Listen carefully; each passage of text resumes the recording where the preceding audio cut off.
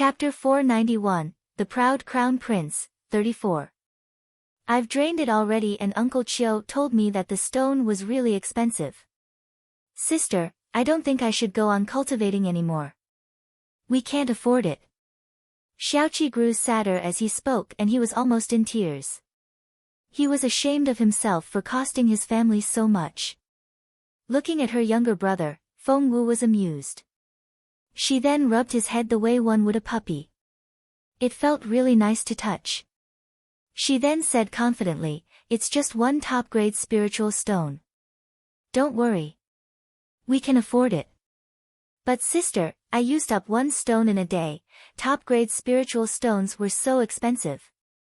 Uncle Chio said that one top-grade stone can cost as much as 10 years' worth of expenses for a household of 3.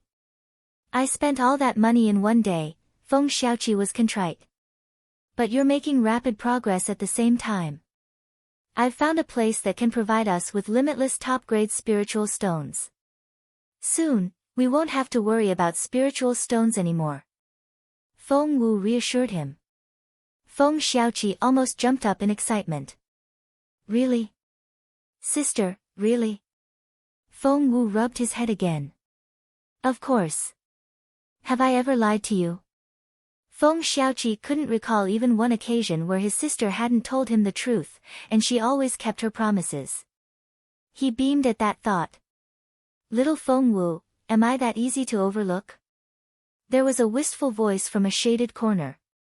Feng Wu turned around and saw that it was Yu Minji. He wore a dark purple robe today, which gave him an unruly and haughty look. He actually looked the way a superior cultivator should look. Feng Wu was reminded that Yu Minji was incredibly capable himself. After all, he was as famous as Jun Linyuan. However, Yu Minji seemed to be rather silly around her, which made her constantly ignore his capabilities. Feng Wu frowned. "What are you doing here?" "Gosh, little Feng Wu, how forgetful can you be?" Yu Minji glared at her. "What? Didn't you ask me to get that job for your uncle? I've been running back and forth the whole day to get it done. And not only didn't you offer me anything to drink, you asked me what I'm doing here. That's just not acceptable," Yu Minji protested in an aggrieved tone. Feng Wu was embarrassed. "Exactly what am I to you?" Yu Minji complained. Feng Wu said, "Well, I'm so sorry. So much happened today and I'm still trying to digest everything. Do forgive me." "Right, the job." Feng Wu didn't find Yu Minji all that reliable and she hadn't placed much hope in his promise. However, it seemed that he had gotten it done when he had been out for a stroll. Yu Minji gloated at the mention of it. Sticking out his chest and lifting his chin, he said, "Of course. It was a piece of cake." He then took a note out of his chest pocket and waved it in Feng Wu's face. "What is it?" Feng Wu asked. "What do you think?" "Show me." Feng Wu reached for the note, but Yu Minji raised his hand over his head. "Beg me and I'll give it to you," said Yu Minji arrogantly. Feng Wu took a deep breath. What was wrong with these men? As if one Jun Linyuan wasn't enough, Yu Minji was saying that, too. Feng Wu cast a stern look at Yu Minji, then turned to leave. Chapter 492, The Proud Crown Prince, 35. "Hey!" Yu Minji took Feng Wu's arm right away. "Where are you going?" "I'm not begging you." Feng Wu grunted. Fine. Your Majesty, I'm begging you, okay? Please take this note, or my whole day's work will have been for nothing." Yu Minji stuffed the note into Feng Wu's hand. That amused Feng Wu and she tittered. Seeing that Feng Wu had cheered up, Yu Minji said grumpily, "You're unbelievable. You asked for my help and you're giving me attitude? I have to be the only person who will put up with you." Feng Wu made a face at him. Seeing how happy the girl was, Yu Minji felt that all his efforts had been worthwhile. "It really is a note for the transfer." "Yu Minji, well done." Feng Wu gave Yu Minji's chest a fist bump. "I didn't think you could do it." "What?" Yu Minji stared at Feng Wu, but he couldn't hide his smugness. When I want something, I make sure I get it. This note is nothing. I can even make your uncle the minister of the Ministry of Official Personnel if you want. Feng Wu was speechless. You do realize that the Ministry of Official Personnel has a minister now, right? Yu Minji casually said, it won't if I kill him. Feng Wu's mouth fell open. You're joking, right? You'll be the one to decide if I'm joking or not. Yu Minji moved closer and winked at Feng Wu. His amorous eyes twinkled. Feng Wu was speechless. While Feng Wu and Yu Minji were bickering, Feng Yanfeng, Feng Wu's uncle, was on his way back home, feeling utterly defeated. He could still recall the severe and indignant look on Sir Yan's face. Mr. Feng, I see that the Feng family has a brilliant daughter. I bet with her around, you'll have a very promising future. The position of the Assistant Minister of the Ministry of Official Personnel is filled. Please leave, tell Mr. Feng I'm not in when he comes back. Feng Yanfeng felt despair at Sir Yan's cold, merciless tone. To get that position, he had already offended the official in the Ministry of Rights. But now, the Ministry of Official Personnel had disqualified him for that post. He feared that he couldn't even go back to work as the Assistant Minister of the Ministry of Rights anymore. Feng Yanfeng harbored much bitter resentment against Feng Wu for that. It was all because of her. None of this would have happened if it hadn't been for her, and he would have become the Assistant Minister of the Ministry of Official Personnel by now. At that thought, Feng Yanfeng headed for Fallen Star Yard. Thump. Thump. Thump.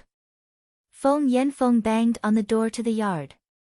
Before Granny Zhao could answer the door, Feng Yanfeng kicked it, trying to force his way in. However, Feng Wu had learned a few things since the last time the door was broken twice in a row. She had set up a simple reactive force formation on the door.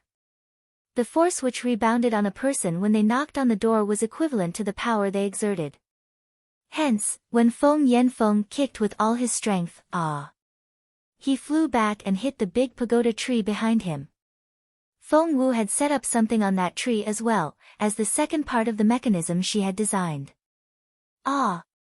Feng Yanfeng cried out in pain. Feng Wu had smeared a special potion on the trunk of that tree. Hitting it would cause one excruciating pain. With a wave of her hand, Feng Wu switched off the third part of the mechanism. She didn't want to show all her cards so early. Uncle? Feng Wu ran out of the yard and looked at Feng Yanfeng innocently. What are you doing here? And how did you run into a tree in broad daylight? Chapter 493, The Proud Crown Prince, 36. Feng Yanfeng didn't know how to explain the fact that he had smashed into the tree because he tried to kick the door open. It would sound ridiculous. Feng Wu. Feng Yanfeng switched to an authoritative tone. Do you have any idea of the consequences of what you did in the Yen Manor? Sir Yen holds a lot of grudges against us now, and I'm going to lose my job. Do you know how hard it is to work as a government official nowadays? The entire Feng clan has been implicated because you wouldn't swallow your pride. Feng Yanfeng had already been drunk on his way back, or he wouldn't be so talkative. Cheeks flushed, he pointed at Feng Wu. You should never have come back. What were you thinking? Go pack your things and go back to Northern Border City now. What was happening in Fallen Star Yard soon got out. Flying Snow Building had been rebuilt and Lady Wang was instructing the servants to put things back in the building when she got the news. My lady. My lady. Great news. Ryu went up to Lady Wang in a hurry, sounding exhilarated. My lord went to Fallen Star Yard and he's telling Miss Feng Wu to pack her things and get out. Lady Wang couldn't bear the sound of Feng Wu's name, but her face lit up when she heard the report. Really? He really said that? Yes. Very loudly. We heard it ourselves, every word of it. Ryu nodded in excitement. That's great. Lady Wang tossed aside the things in her hands. Let's go have a look. Granny Gui followed Lady Wang out immediately. Feng Yiran and Feng Sang had gone back to Imperial College, but Feng Lu was at home. She was just as thrilled and went along with her mother. The idea of seeing Feng Lu getting kicked back to northern border city was so uplifting. Feng Lu was overwhelmed with excitement. She arrived at Fallen Star Yard to hear her dad ranting at Feng Wu. "Pack your stuff. Go back to northern border city. Don't come back ever again." Feng Lu rushed to her mother's side and whispered, "Mom, what's going on? Why is Dad so mad?" Instead of whispering back, Lady Wang raised her voice. "Your dad was implicated for what happened in the Yen Manor and he may lose his job in the Ministry of Rights. That position he was trying to get at the Ministry of Official Personnel was given to someone else. None of that would have happened if it wasn't for a certain person. All was well before they came back. If they still have any consideration left for the clan, they should pack up and leave the imperial capital now." Lady Wang had at least pretended to be nice, but after Yuminji took Flying Snow Building apart, she couldn't be bothered anymore. Feng Wu gave Feng Yanfeng a half-smile. "Uncle, I see that you've forgotten our deal." "What deal?" "You mean that 100,000, Feng Yanfeng smirked. "Don't be so naive. The political world is so much more complicated than you think. That 100,000 taels of silver." Feng Wu took out that note and tossed it at him before he could finish his sentence. Feng Yanfeng's eyes lit up. He saw immediately that it was from one of the ministries, and the format indicated that it was a letter of appointment. He took another look and was dazed on the spot. Meanwhile, Feng Lu and Lady Wang were only getting started. "Feng Wu, who the hell do you think you are? Shut your mouth and get out of the imperial capital now." Smack. Chapter 494, The Proud Crown Prince, 37. Smack. There was the crisp sound of a slap. The others thought at first that Feng Yanfeng had slapped Feng Wu, but Lady Wang pressed a hand to her cheek and stared at Feng Yanfeng in disbelief. You hit me." She thought she had said all the things he wanted to hear. What was wrong with that? Lady Wang almost collapsed. For she had always flattered herself to be Feng Yanfeng's beloved wife, which was how she had always presented herself to others. However, he had just slapped her in front of everyone. She thought she was going to lose her mind. Feng Yanfeng liked Lady Wang well enough, but only when it didn't damage his interests. Not to mention that Lady Wang was from an influential family herself. The guy sat on the fence and was always after material gain. At the sight of that letter of appointment, Lady Wang was tossed aside. Feng Yanfeng glared at her. "You're just a woman. What do you know? Apologize to Xiao Wu now." Lady Wang's eyes widened in disbelief. Not only had she been slapped, she had to apologize to the girl. She wouldn't have it. Feng Wu darted a casual look at the letter in Feng Yanfeng's hands. "I can give it to you, I can also take it back." Feng Yanfeng had examined it already. The letter was genuine, from the paper, the format, the seal, everything. And it had bypassed Sir Yen. The order had come directly from His Majesty. What did that mean? When Sir Yen was outright against it, Feng Wu had still been able to get him an appointment from the Emperor. Whoever made this happen had to be very well connected. Feng Yanfeng broke into a cold sweat. He shuddered and wiped his sweat. He then glowered at Lady Wang. "What are you doing standing around? Apologize." Feng Yanfeng shoved Lady Wang. She had never seen such a fierce look in his eyes before. Frightened, Lady Wang stared at Feng Yanfeng with a blank face. Feng Lu was equally stunned.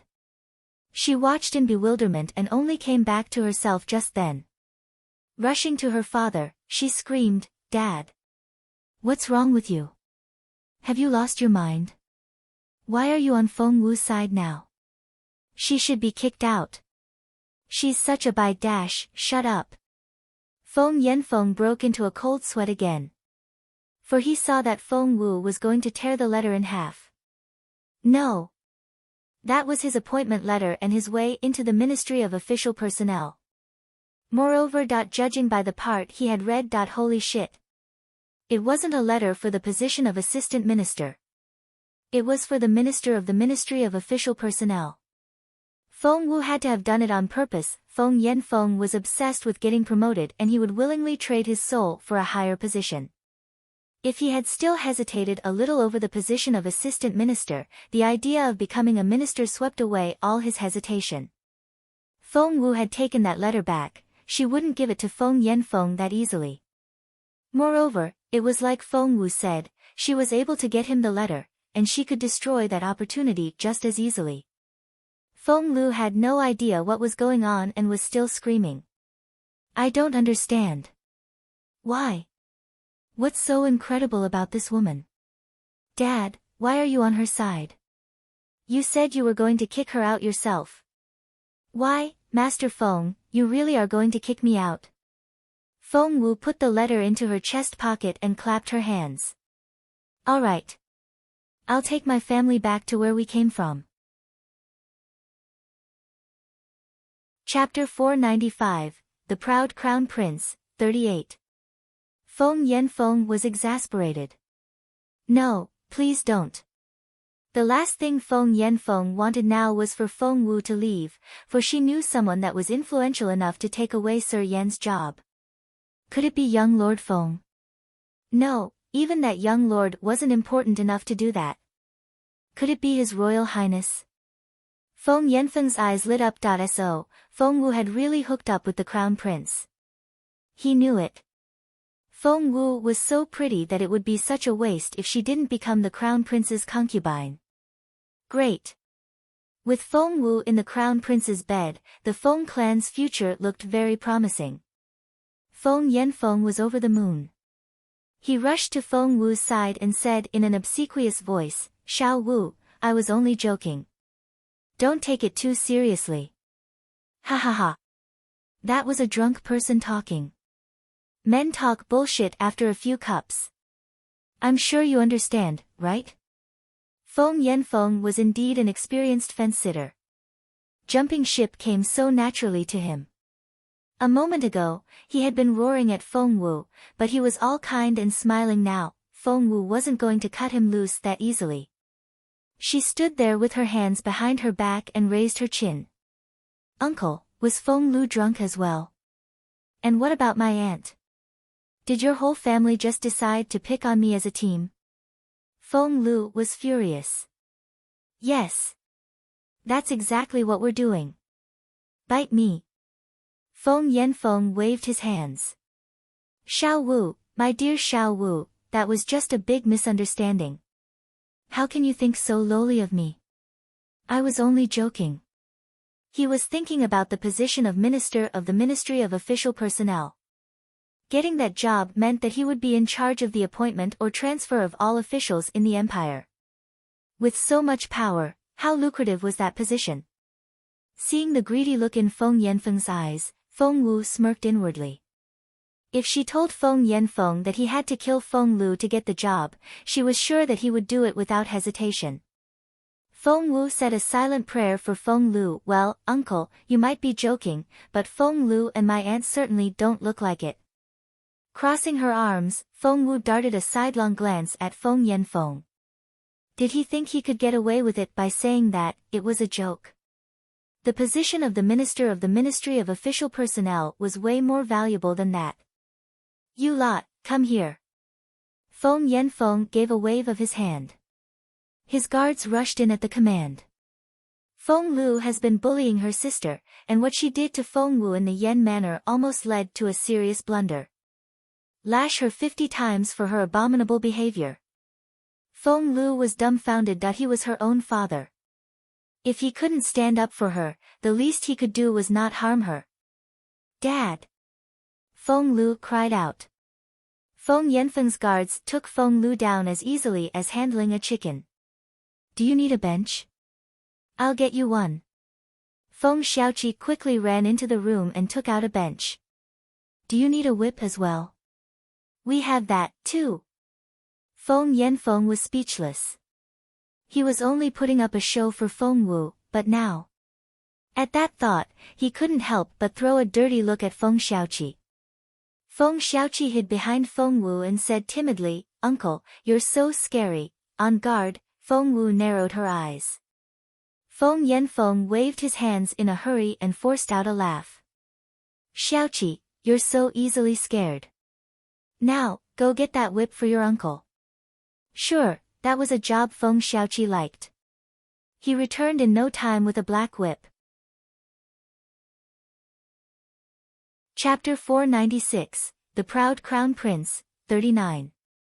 They had a few whips in the house, but the black one was the only one with barbs. Feng Yanfeng's face darkened when he saw the whip. Feng Lu's mouth fell open.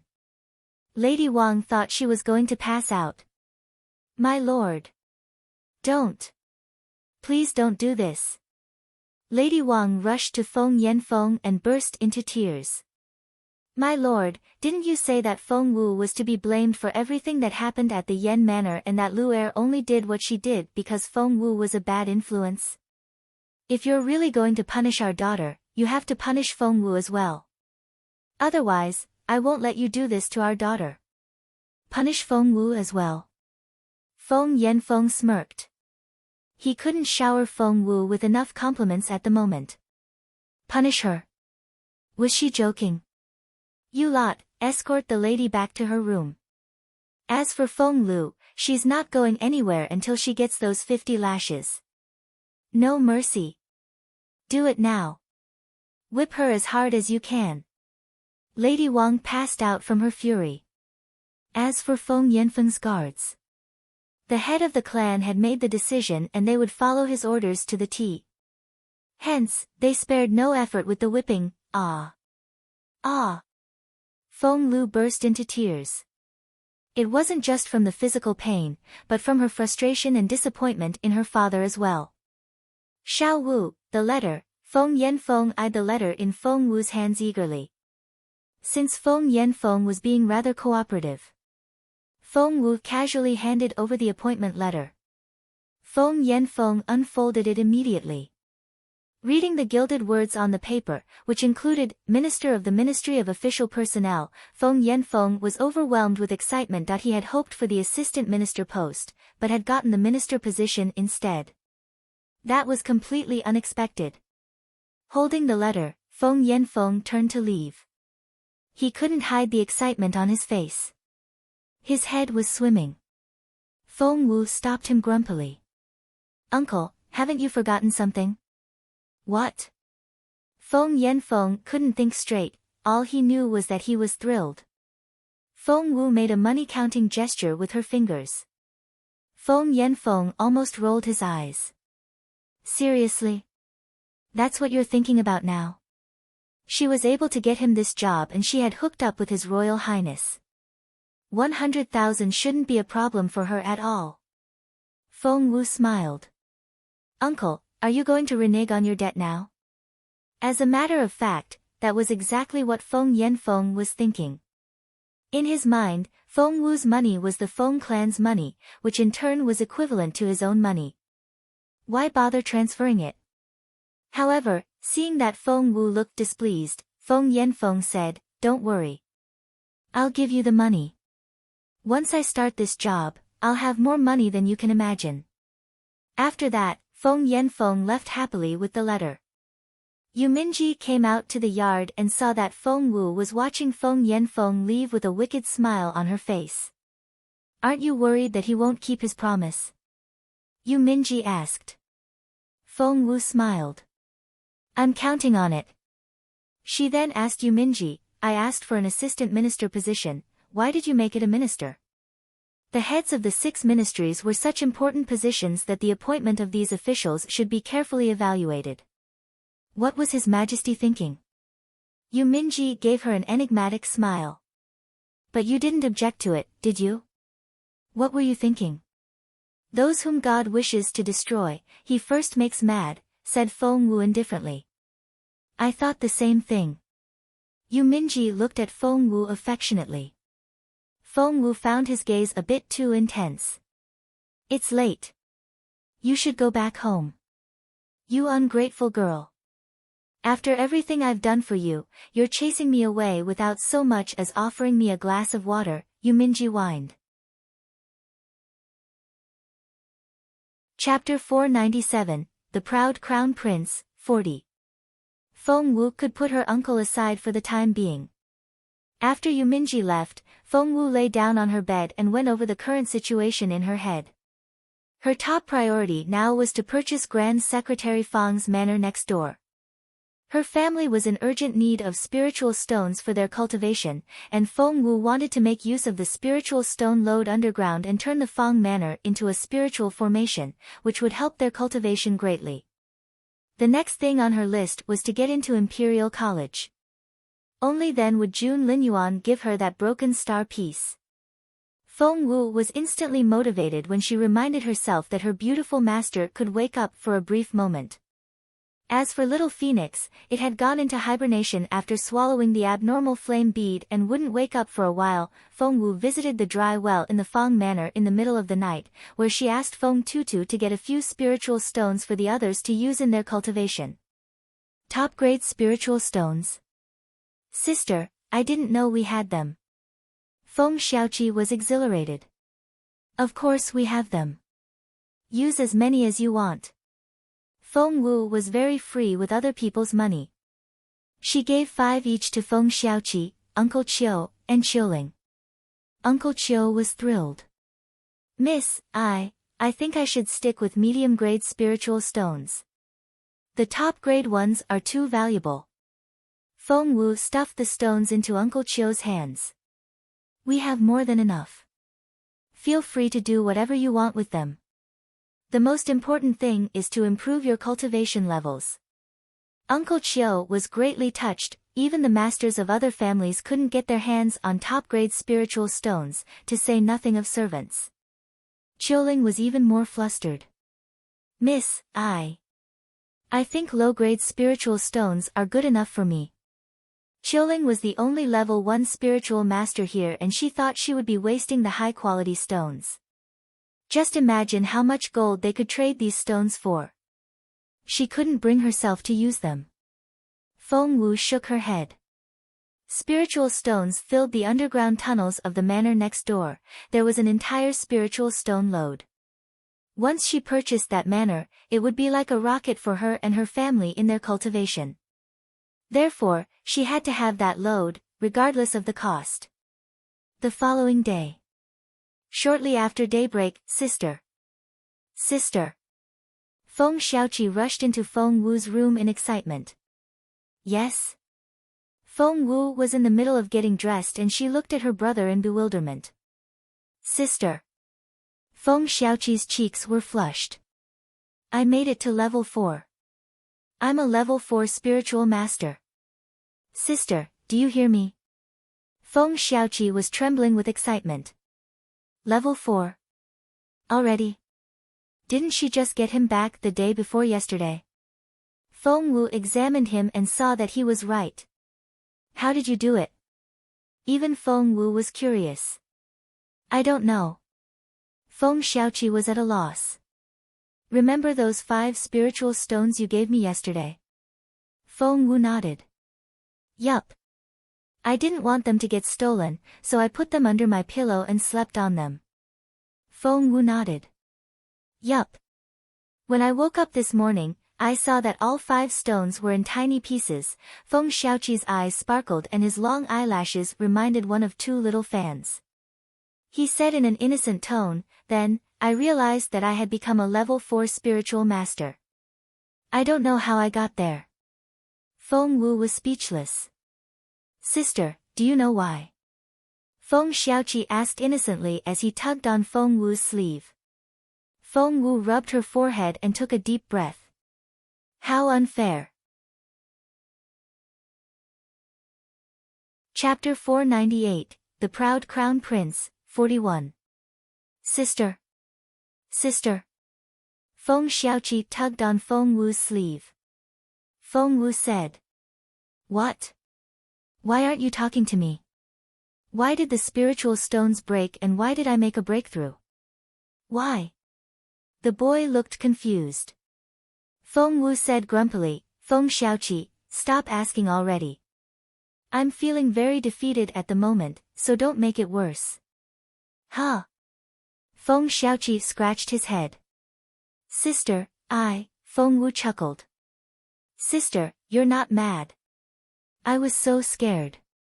Feng Xiaoqi let out a breath of relief. Feng Wu rubbed his head. Xiaoqi, I kept you from cultivating for the past 5 years. And you followed my instructions without fail.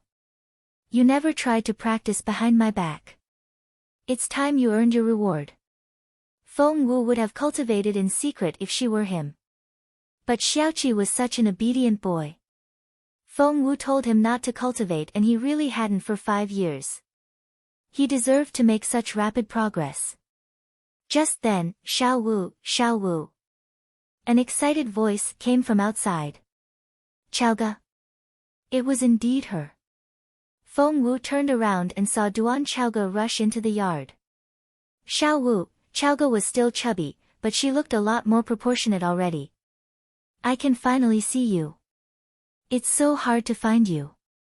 I almost broke into a fight with them. Feng Wu smiled. Why are you here so early? After yesterday, how could I not come visit you?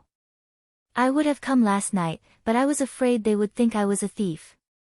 Chaoge beamed at Feng Wu. Wait, why are you reading these? A few books were scattered around on Feng Wu's desk. Chaoge flipped through them in passing and her eyes flickered. Why, aren't they the reading materials for Imperial College's literacy test? What do you need them for? Feng Wu raised an eyebrow. To take the exam, of course. But, Chaoge paused, then said hesitantly, but don't you have to be at least a level 9 spiritual master to get into Imperial College? And Feng Wu didn't have any cultivation ability, did she? She wasn't even qualified to apply. Feng Wu smiled. That won't be a problem. Huh? Chaoge was confused. Feng Wu gave a wave of her hand and a magpie on the roof nearby tumbled down. When it almost hit the ground, Feng Wu pinched her fingers together and the bird was suspended in midair. Chaoge was astonished. Turning around, she looked at Feng Wu in disbelief. Feng Wu grinned. Chaoge said, Xiao Wu, are you telling me that you actually can cultivate? Feng Wu's smile broadened. Ah, Chaoge's thrilled cry almost tore the roof off. Covering her mouth with both hands, Chaoge burst into tears. Oh God! Xiao Wu wasn't a good-for-nothing. She was awesome. She really was. Chaoge was dazed on the spot at the discovery. Her head went blank and she didn't know where to put her hands. It was more exciting than experiencing a breakthrough herself. Xiao Wu, you have your ability back, sob, you can cultivate. You're not useless. I knew it.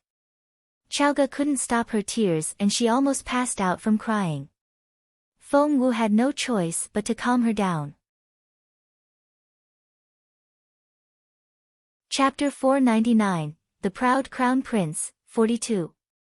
It was common knowledge that millions of candidates participated in Imperial College's entrance exam every year. The exam consisted of a written test and a physical tryout. The top 1,000 candidates of the written test would qualify to take part in the physical tryout, and the 100 students with the best scores in the latter would be admitted. Feng Wu darted a look at Chaoge. Chaoge, join me for the exam. Huh? Me? Chaoge found the suggestion unbelievable. But I can't, can I? I can take part in the written test, but to apply for the physical one, you have to be a level 9 spiritual master at least. I'm only a level 7 now. And she had only made a breakthrough because Feng Wu had pointed her in the right direction with that inky rain painting. Feng Wu rolled her eyes. The exam is 7 days away, isn't it? Xiao Wu, are you saying that I can go from level 7 to level 9 in 7 days? How is that even possible? Chaoge wouldn't believe it. Feng Wu smiled. Why not? As a matter of fact, I think it's doable. Do you think I'll be able to achieve that? Yes, Feng Wu said earnestly. All right. Chaoge smacked her hand on the table. If Xiao Wu says I can do it, I can do it. You're applying for Imperial College. Count me in. Feng Wu was doing it all for Chaoga's good. If the girl could get into Imperial College, she would no longer have to go back to her loveless family. If she wanted, she could come live with Feng Wu. Feng Wu made a mental note that after she bought the Fang Manor, she would invite Chaoga over to cultivate there as well. The girl would be thrilled at the speed of her progress. However, Chaoga wavered when she came back to reality. But Xiao Wu, we only have 7 days and we don't even know what the written exam looks like. What are we gonna do? What kind of questions do they usually have in the written test? Feng Wu asked casually. Chaoga felt like crying. Xiao Wu, from the way you put it, I thought you were ready for it, but in fact, you don't even know the type of questions in the written exam? Are you trying to scare me to death? Feng Wu shrugged. The idea of going to Imperial College never occurred to me before. When did you come up with the idea, then? Yesterday. Chaoga was rendered speechless. Feng Wu said, "Why are you giving me that look?" Taking Feng Wu's hand, Chaoga said sincerely, "Xiao Wu, how about we give up?" Why? Feng Wu was bewildered. Chaoga was very serious. Xiao Wu, people usually take at least 10 years to prepare for this entrance exam. Only after 10 years of studying and practicing is one qualified to sit the exam. And we're going to just walk in like this. The physical tryout aside, we'll probably hand in blank sheets for the written exam. That bad? Feng Wu frowned. Yes. Xiao Wu, have you read any of the past exam papers that got out? The questions are so profound. They cover everything from literature, history, art, and geography to theories on elements, formation, and even medicine, basically anything you can think of. How are we even going to begin to answer any of those without 10 years of preparation? There's also a discourse on politics, which can be anything. We probably won't be able to even understand the question. So, how about we drop it now? Can it be that difficult? Feng Wu frowned. Yes, it can. Xiao Wu, the maximum score for the written exam is 300, which takes up 30% of the total score. Without any preparation, we might as well give up on those 300 marks now, Chaoga said in resignation. Chapter 500, The Proud Crown Prince, 43. Can we get any sample papers? Feng Wu asked. Chaoga shook her head. Only the teachers of Imperial College have those. I heard that Grand Secretary Fang is one of the guest advisors at Imperial College and he played a big part in the design of the exam papers. He's been head of the exam board for the past few years. Feng Wu's eyes lit up. Grand Secretary Fang. Feng Wu didn't know many names in the Imperial capital, but Grand Secretary Fang.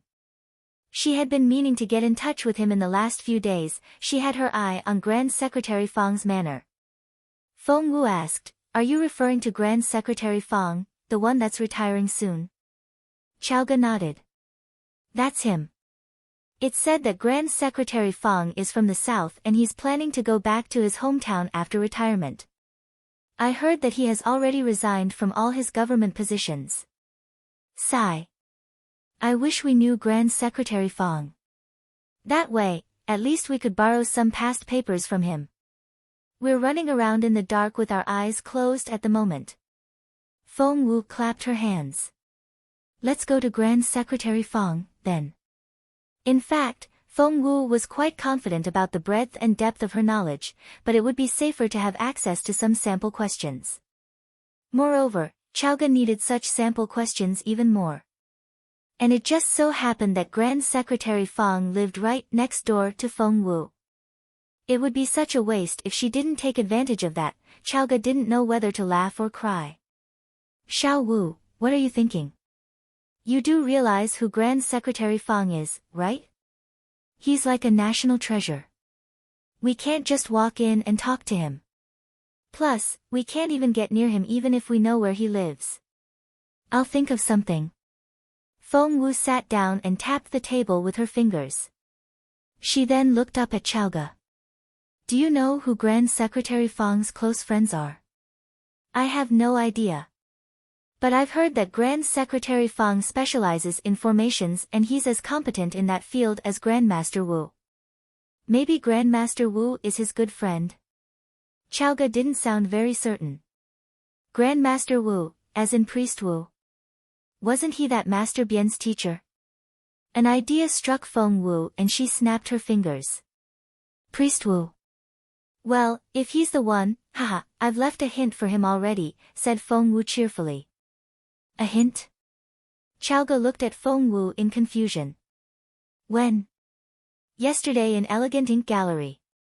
You were there as well. Feng Wu reminded her. Do you remember that Master Bian? Of course. What he said almost got us killed. Chaoga flared up at the mention of that name and she clenched her fists angrily. That Master Bian certainly didn't impress her. Feng Wu said, I made that Master Bian purchase that whistling vase in the end. Right, Xiao Wu, you set him up in the end. Ha ha ha. That Master Bian's face almost turned green. Good job. He deserved that for working against us. Feng Wu said, but I didn't set him up. Huh? Chaoga was confused. I gave him an opportunity, Feng Wu said cryptically. But it seems that he gave it away. What? Chaoga was even more confused. She understood every word Xiao Wu said, but put them together into a sentence and she was at a loss. Feng Wu explained to her, if he had been clever enough, he should have shown up outside Fallen Star Yard and begged for my forgiveness. But he didn't. Huh? Chaoga was dumbfounded. What was that about? English, please. Chapter 501, The Proud Crown Prince, 44. Seeing that she had successfully confused Chaoga, Feng Wu chuckled. You don't have to understand everything. All you need to know now is that we can start from this Grandmaster Wu and work our way up to Grand Secretary Fang. Once they made Grand Secretary Fang's acquaintance, all would be easy. They could borrow as many past papers as they wanted. Moreover, Feng Wu was trying to purchase Grand Secretary Fang's manor and she had been looking for a chance to meet the old man, but she hadn't been able to find one until now. Feng Wu had thought about using Feng Sun as a go-between, but she then realized that Jun Linyuan didn't like her interacting with Feng Sun too often, although she had no idea why. Hence, she had to depend on herself now, but how are we supposed to get to know Grandmaster Wu? Will Master Bian recommend us to him? Chaoga found that approach rather unreliable.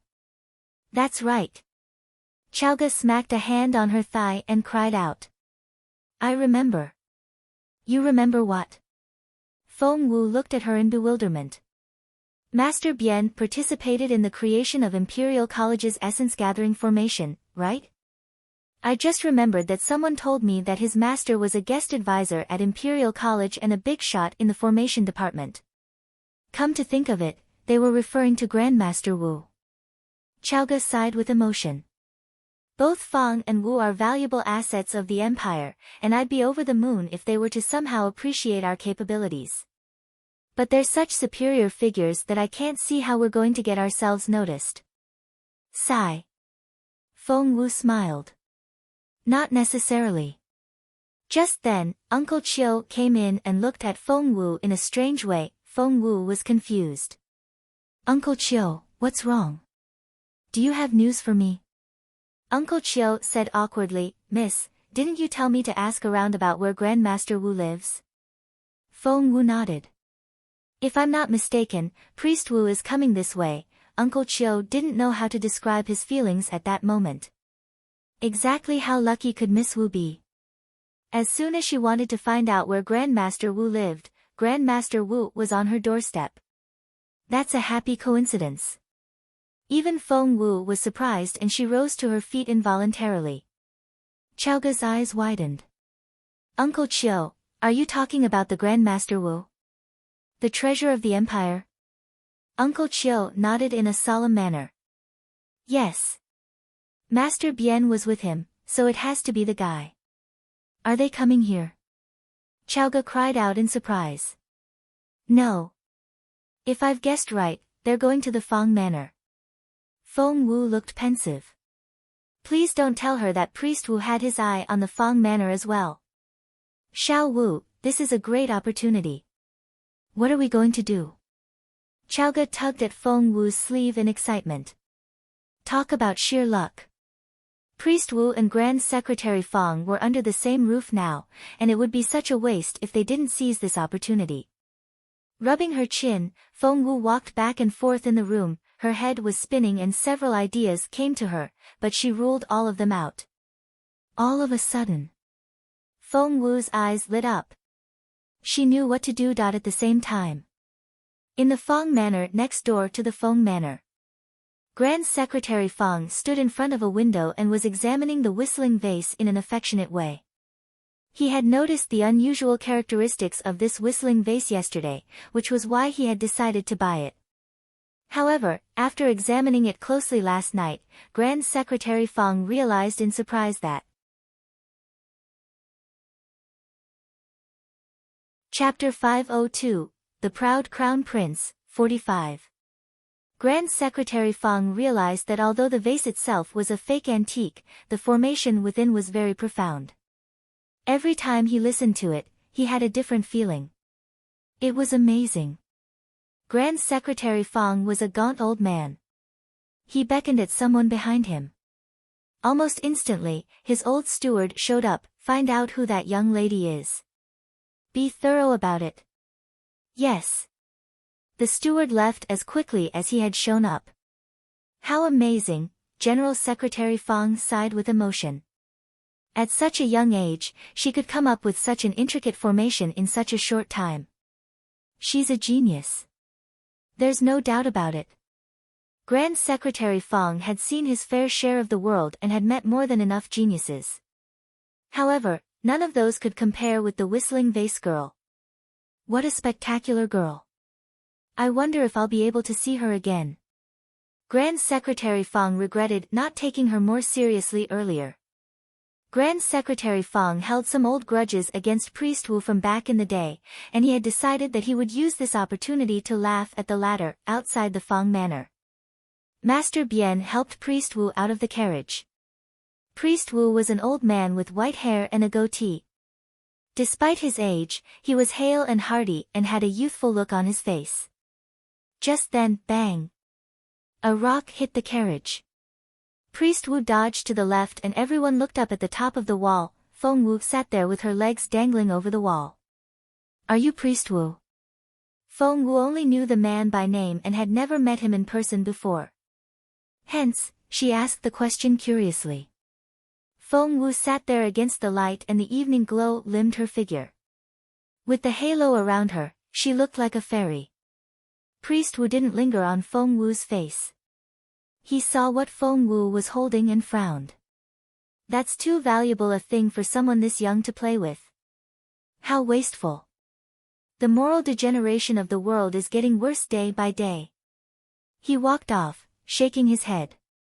Master Bien followed Priest Wu everywhere. Chang Yu, his senior martial brother, was the one who usually did the job. However, Chang Yu had been ill in the last few days, and the honorable task had landed on Master Bien's shoulders. It was such a rare opportunity that Master Bien spared no effort to make Priest Wu's life as comfortable as possible. Delighted, Priest Wu had decided to teach his student an advanced formation later. Master Bien had realized that as well and was feeling very smug. He recognized Feng Wu immediately. It's you. Master Bien frowned. Priest Wu darted a look at Master Bien and sounded displeased. You know her? Yes, Master, said Master Bien. She's the girl I told you about, the one who swindled me out of 1,000 top-grade spiritual stones. Master, do you not know her? Priest Wu frowned. Why should I know such a vain girl? That settled Master Bien's mind. This Miss Feng Wu had mentioned Priest Wu that day, which had flustered him quite a bit as he feared that she somehow knew his master. Master Bien smirked. It was a good thing he hadn't given his master that whistling vase as the girl had said to.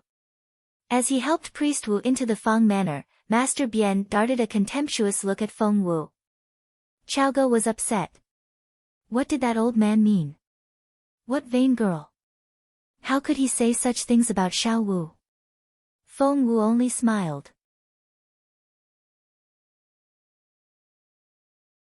Chapter 503, The Proud Crown Prince, 46. Xiao Wu, why are you smiling? Seriously, you wear such simple and modest clothes. How did he come to that conclusion? That's a mean old man. Chaoge said indignantly. Feng Wu only smiled at first, but she was so amused that she soon broke into laughter. Chaoge stared at her in bewilderment. Why are you laughing? You were told off. Feng Wu chuckled. My beautiful master was right. Priest Wu is an upright man who hates it when people let formations go to waste. That man was Priest Wu, all right. Beautiful master. As in that beautiful master from your dreams? Chaoge was intrigued. But Feng Wu didn't want to talk about her beautiful master with Chaoge, for her master was her own secret and she didn't want to share it with anyone else. Feng Wu grunted proudly. I'm not going to talk about it. Chaoge said in resignation, what about Priest Wu, then? Where did you hear about what he's like? And whoever told you that sounds so superior? Feng Wu said stubbornly, I'm not telling you. Chaoge stared at Feng Wu. Every time you don't tell me something, it has to do with that beautiful master in your dreams. Feng Wu gloated. She then gave a wave of her hand. Let's go. Where to? The Fang Manor. Feng Wu grinned. That's where Priest Wu went and that's where we're going. Chaoge was dubious about that plan. Priest Wu was at Grand Secretary Fang's place as a guest, there was no way they would be invited in as well. She heard the conversation between Feng Wu and Steward Fang. The steward said, Miss, I'm sorry, but we're not accepting visitors today. Chaoge looked at Feng Wu. I told you. See? Feng Wu said matter-of-factly, isn't the manor for sale? We're not visitors, but buyers. Chaoge was speechless. She hadn't seen that coming. Why were they going to buy the manor? Xiao Wu was clever. Chaoge didn't worship the genius girl for nothing. Steward Fang hesitated. But we're entertaining an honorable guest today. I'm afraid you'll have to come back another day for the house tour. Feng Wu smiled. That won't be necessary. I think the manor looks great. Steward Fang thought to himself, of course you do. Everyone thinks this manor is great. He said with an impassive face, the manor is selling for 100,000 taels of silver. All right. And a 1,000-year-old ginseng, a 5,000-year-old lingzhi mushroom, and a 10,000-year-old Chinese knotweed as well. All right. Moreover, you'll only qualify to purchase the manor if you can answer the question on this piece of paper in 3 days. Steward Fang handed Feng Wu a piece of paper. Feng Wu had seen him give Yi Yifei the same piece of paper when she had sat on the wall the other day. Feng Wu had planned to take a peek at Yi Yifei's paper when she followed the ladder to World Tower, but after everything that happened, she forgot all about it. Now, she finally knew what the question was. Seeing Feng Wu read the question on the spot, Steward Fang said grumpily, you have 3 days to think about it. There's no need to rush. Miss, you should leave now. He tried to shoo Feng Wu out the door after that. However, Feng Wu only gestured at Chaoge. Give me a pen, please. Chaoge had come prepared and she took out a ready-to-use writing brush from her chest pocket. Unlike a regular writing brush, which had to be dipped into ink to use, this one came with a soaked tip and could be used instantly. Whoosh! Feng Wu started writing right away. She gave the pen back to Chaoge a minute later and handed the paper back to Steward Fang. I don't need 3 days. I've solved the problem already. Mr. Fang, please give the answer to your master. Feng Wu clapped her hands. Steward Fang didn't check the answer, for he didn't understand it.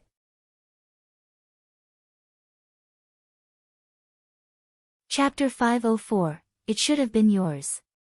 But, the look he gave Feng Wu wasn't friendly at all. For he thought that Feng Wu was being disrespectful and that she had only written down some random nonsense. Quick, give it to your master. Chaoga prompted him. Although she had no idea what Feng Wu had in mind, Chaoga never questioned Feng Wu's decisions. Steward Feng frowned. Of all the potential house buyers he had met, this girl was the only one who treated the test so casually. All the others had been very serious. At that thought, the steward disliked Feng Wu even more. Hence, he waved Feng Wu off. I'll show it to my master later. Go back and wait for further instructions. Meanwhile, in the Feng manor, Grand Secretary Feng and Priest Wu sat on their knees facing each other. Both kept their backs ramrod straight and had tranquil looks in their eyes.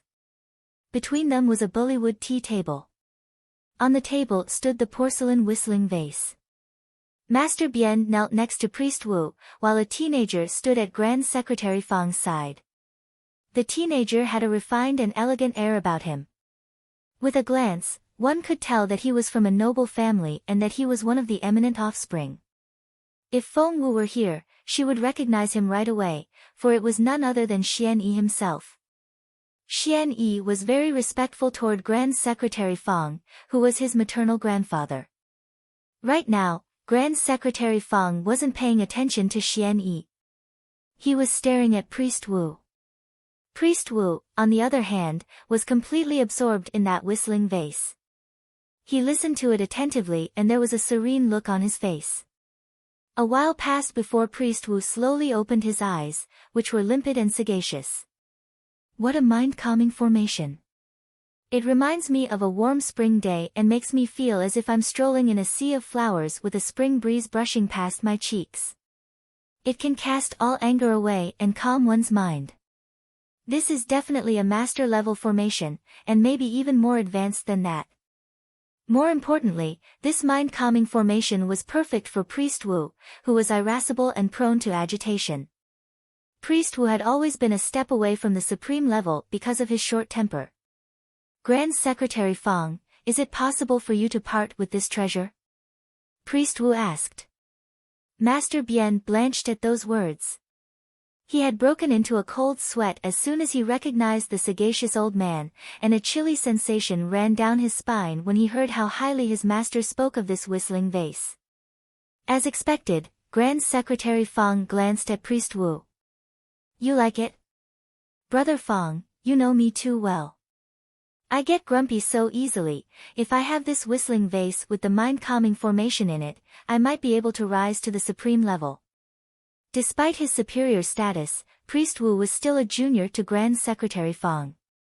He cupped his fists and smiled bitterly. Brother Feng, I apologize for offending you in the past. Please forgive me and sell me this whistling vase. Grand Secretary Feng smiled cryptically, but said nothing in reply. Brother Feng, how about this? You know my collection very well. May I trade one of my pieces for this vase? The formation in this vase wasn't exactly advanced, but the design was so intricate and sophisticated that it was worth studying. Moreover, it met Priest Wu's needs. And that wasn't something that could be measured with money alone. Grand Secretary Feng darted a glance at Master Bian, then casually said, this whistling vase should have been yours. What? Priest Wu was pleasantly surprised. Mine? How so? Why don't I know about it? Master Bian couldn't stop sweating.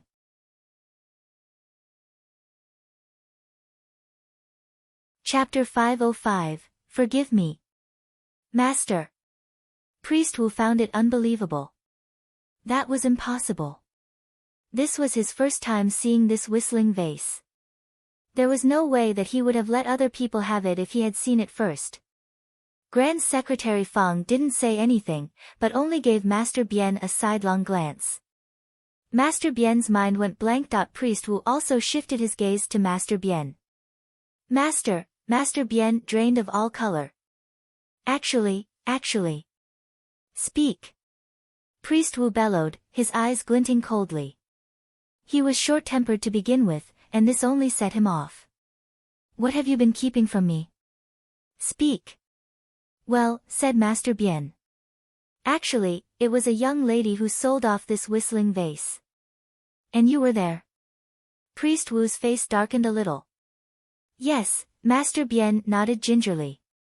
You idiot. Priest Wu smacked Master Bien on the back of his head. Why didn't you buy the vase yourself? That was it. Grand Secretary Fang bought it before you could, right? More cold sweat trickled down Master Bien's forehead. Actually, Master Bien was almost in tears, but he had no choice but to tell the truth, for Grand Secretary Fang was right here. Word on the street was that Priest Wu had once set up Grand Secretary Fang, and the latter was probably doing this on purpose. Master, how about we talk about it after we get back? Master Bien suggested. However, Priest Wu smacked him on his head again. We're not going anywhere. Tell me what happened, now. Priest Wu was known for his short temper. Master Bien couldn't stall any longer and said disconsolately, the young lady sold that vase to me at first. What? Priest Wu almost jumped to his feet. He stared at Master Bien. What happened? Tell me everything. What do you mean she sold it to you at first? Despite his reluctance, Master Bien had no choice but to tell Priest Wu everything that had taken place at Elegant Ink Gallery. Priest Wu said, so, she was able to recognize a fake piece with one glance and effortlessly set up a formation as advanced as a mind-calming formation. How come I've never heard of such a talented person in the imperial capital? Seeing that Priest Wu's attention had shifted to the girl, Master Bien said in a hurry, that's right. She was from the imperial capital and she was so young. That was why I didn't recognize her work. Priest Wu glared at Master Bien. If that girl sold you the vase, why didn't you bring it back to me? Well, Master Bien wiped the cold sweat off his forehead. Because Grand Secretary Fang bought it from me. Old Fang, you forced him to sell it to you, didn't you? Priest Wu was very upset. That whistling vase should have been his. That girl with the unmatched talent had specifically said that it was for him. I forced him. Ha! Grand Secretary Fang snorted. There was no need for that. Your pupil here was so ignorant that he willingly sold the vase to me at the original price. You! Priest Wu was so furious that he wanted to beat Master Bien up. As a matter of fact, that was exactly what he did. Grabbing his walking stick, he struck Master Bien with it repeatedly. You imbecile! You idiot! One day, you'll give me a heart attack. This whistling vase should have been mine. That girl asked you to bring it to me. How could you be so dumb?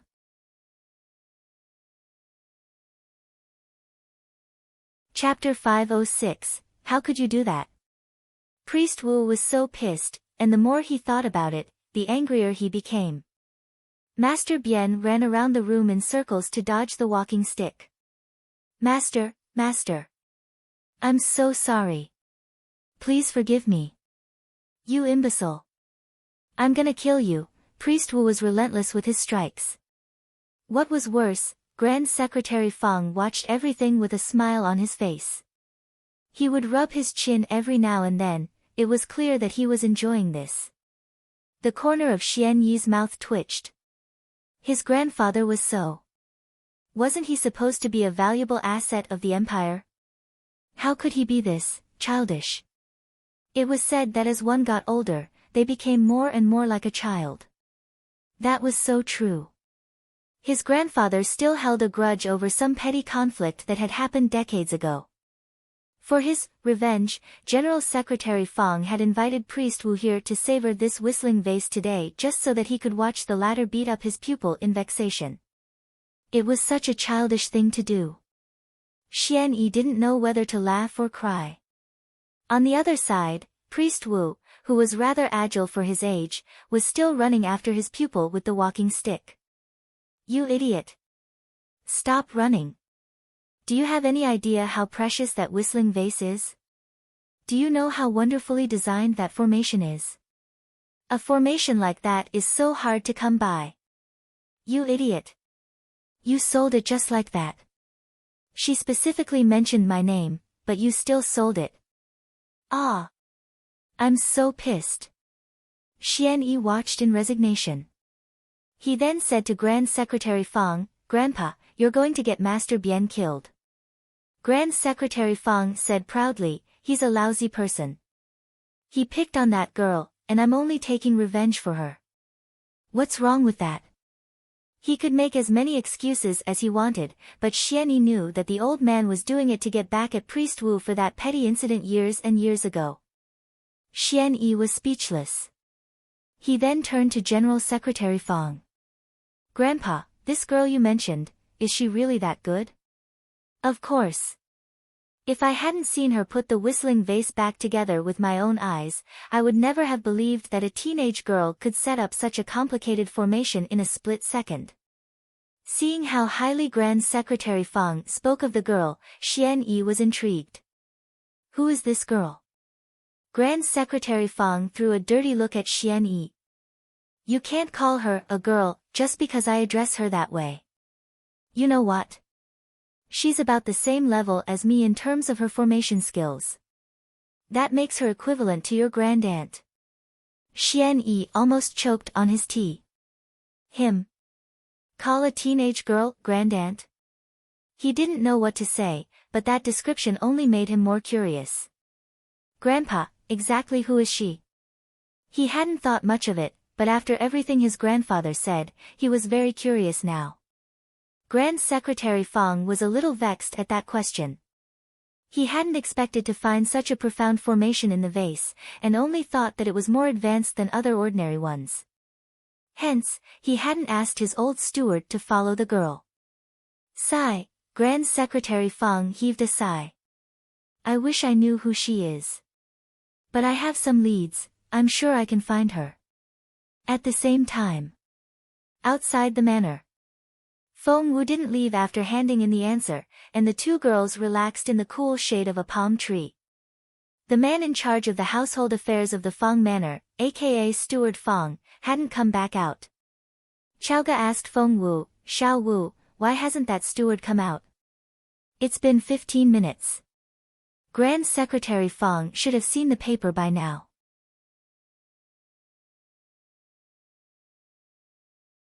Chapter 507, You? Feng Wu nodded. He should have, if everything went as planned. But judging by Steward Fang's attitude, I don't think he's shown it to his master yet. He said he was going to do it. How could he? Chaoga abhorred injustice like a deadly foe, and she bolted to her feet right away. I won't have it. I need to give him a reminder. Chaoga rushed to the guest hall to see Steward Fang standing in the shade with his head lowered and his hands at his sides. And that piece of paper had been crumpled into a ball and tossed on the ground. Chaoga was furious. Steward Fang. How could you? Chaoga cried out. She shouted at the top of her lungs and her voice resounded in the yard. Steward Fang had been dozing and he almost jumped at that voice. He blanched right away. Oh God, why was this girl still here? She would definitely disturb the respected guest inside. Steward Fang was so angry that he almost slapped Chaoga. You want to hit me? How dare you? Chaoga flared up and she pointed at Steward Fang. You vile man. Didn't you say you were going to hand the answer to your master? And what did you do? You tossed it on the ground. You threw Xiao Wu's effort away like a piece of garbage. Why did you do that? Chaoga went scarlet with rage. Steward Fang rushed to her side and covered her mouth. My dear young lady, I'm sorry, okay? It's all my fault.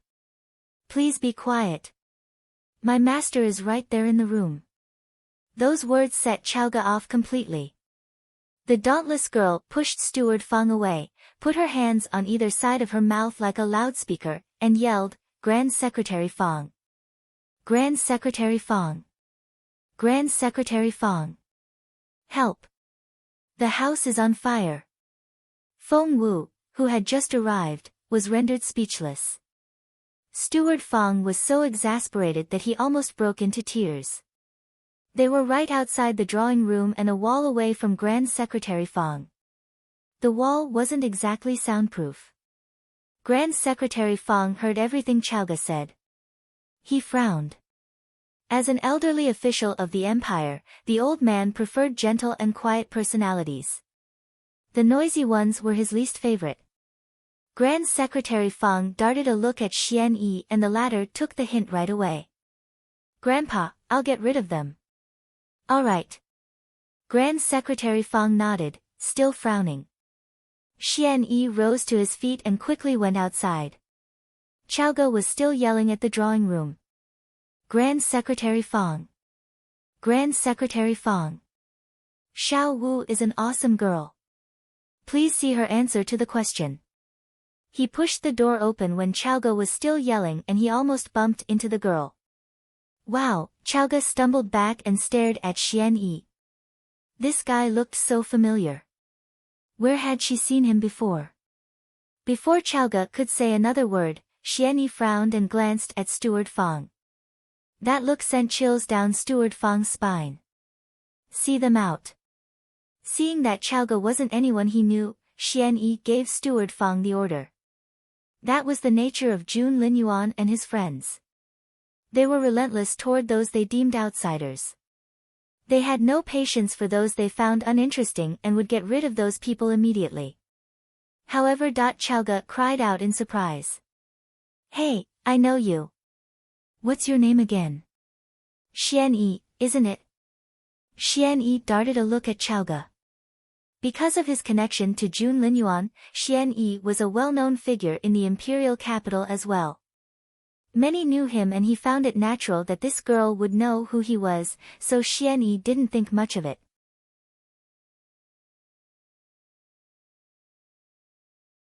Chapter 508, Very Solid. However, Chaoga turned around and beckoned at Feng Wu. "Xiao Wu. Come over here. Isn't he Xian II? The boy that you used to beat up? He cried a lot. Isn't this him?" "Xiao Wu." Xian Yi's stomach lurched. "Xian Yi?" Feng Wu walked into the yard at that moment. Their eyes met. "You? Why are you here?" Xian Yi and Feng Wu exchanged looks and both saw surprise on each other's faces. Chaoga grinned. "Xiao Wu, that's him, right? That crybaby that you used to beat up. The one that would wait for you outside your house every day after that?" Feng Wu chuckled.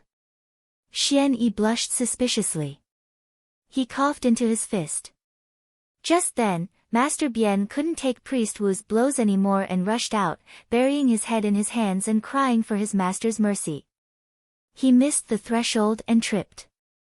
Hence thump. Master Bian fell down on his face. Why were there so many people? He looked up and he saw a face that would give him nightmares. As a matter of face, it was a face of stunning beauty.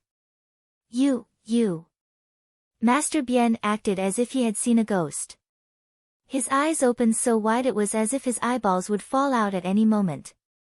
However, he reacted quickly and rushed toward Feng Wu the next second. "It's you. It's you." Both Feng Wu and Chaoga jumped at his reaction and stumbled back involuntarily. Chaoga shielded Feng Wu with her own body. "What the hell? Don't go." Seeing them back off, especially Feng Wu, Master Bian ran after them in exasperation. "You can't leave now. I won't let you. Stop right there." Chaoga flared up. How dare a middle-aged loser try to lay his hands on Xiao Wu? He had to be delusional. Hence, Chaoga grabbed the nearest flower pot. It was filled with soil and very solid. Bang! Chaoga swung the pot and smashed it onto Master Bian's head. Crack! The pot shattered to pieces and the soil scattered all over the ground. Arg! Master Bian cried out and blood gushed from his forehead. Chaoga didn't see that coming.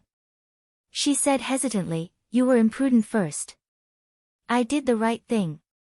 You can't blame me. Master Bien. Imprudent. He wasn't trying to take advantage of Miss Feng. Everything happened so fast and everyone was taken by surprise. Seeing Master Bien's bloody forehead and Chaoga's unforgiving attitude, Steward Feng was furious. Young lady. Who do you think you are?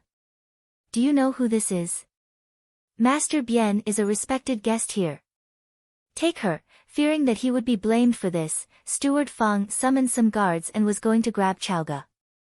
His master would deal with her later. But, wait, Xian Yi frowned. Priest Wu was infuriated. Although he had been hitting Master Bien for the past few minutes, he only did it because the latter was his pupil. He could do whatever he wanted with his own pupil. But it was a different story when other people hurt his pupil. Hence, Priest Wu glared at Chaoga and Feng Wu with a livid face. Which one of you did this? Priest Wu bellowed. Confess now.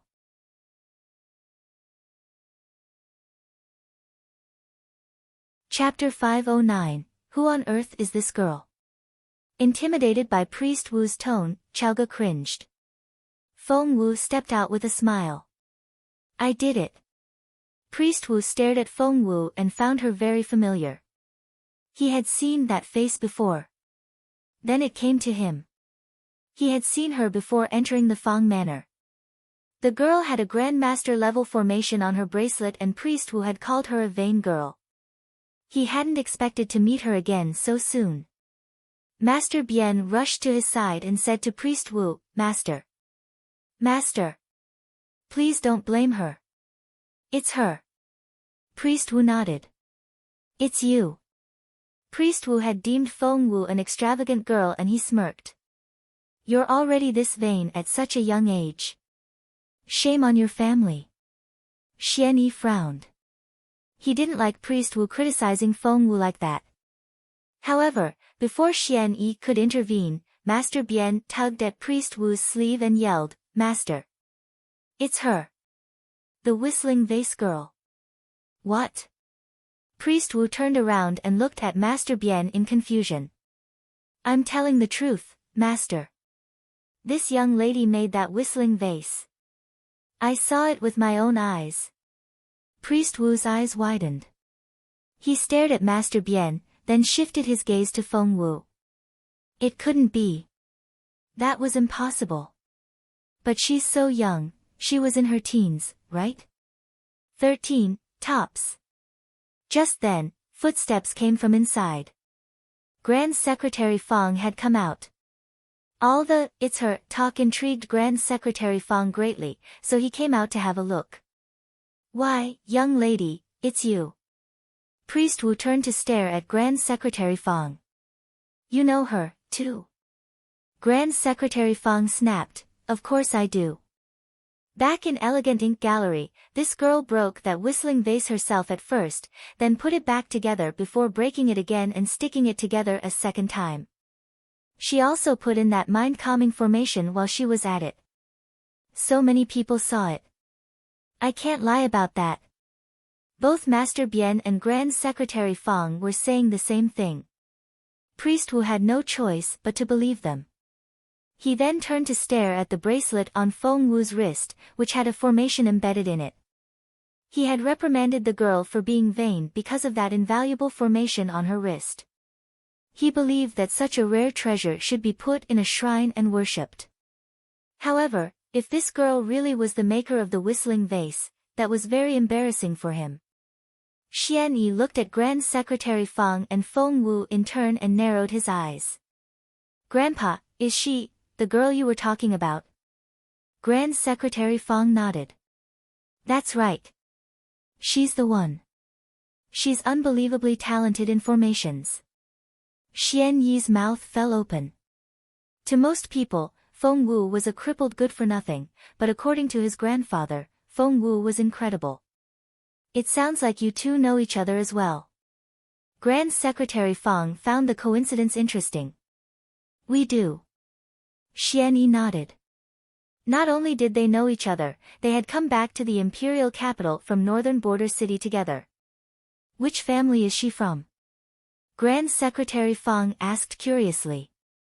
Xian Yi gave him a wry smile and pointed at the house next door. Grand Secretary Fang looked at him in confusion. Xian Yi said, she lives right next door. The Feng clan. Grand Secretary Fang looked surprised. I didn't know they had such a talented daughter. That clan is so blessed. Priest Wu had been listening to their conversation and he interrupted them.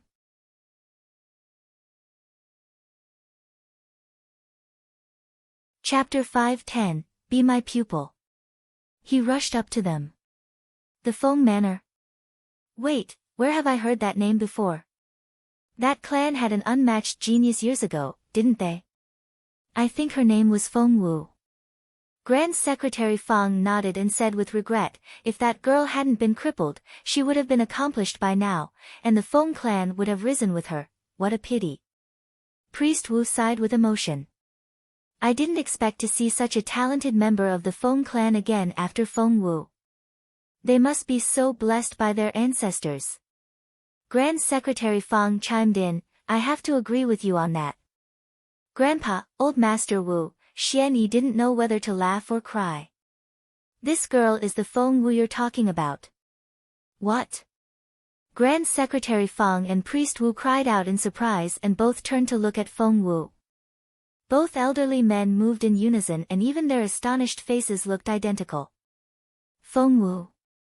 That crippled girl. I thought she was dead. That's right. I was told she passed away as well. Xian Yi said awkwardly, Grandpa, Old Master Wu, she's standing right there. Stop calling her a dead person. Look at her livid face. Grand Secretary Fang said in amazement, why, she really is that girl. Wow. Priest Wu's eyes widened. If she's really Feng Wu, she's only like 14 now. No, 13. She's 13. Grand Secretary Fang corrected him immediately. 13 years old. Grand Secretary Fang and Priest Wu exchanged looks and both saw resignation in each other's eyes. What did they do when they were 13? They probably didn't know the first thing about formations. As for the girl here, her formatting skills were already so solid at the age of 13. Imagine what she would become one day. Priest Wu hurried to Feng Wu's side in one stride. Kiddo, would you like to be my pupil? Feng Wu frowned. Grand Secretary Fang was glad to see her reaction. Excuse me. You're in my home now. Are you trying to steal my pupil away?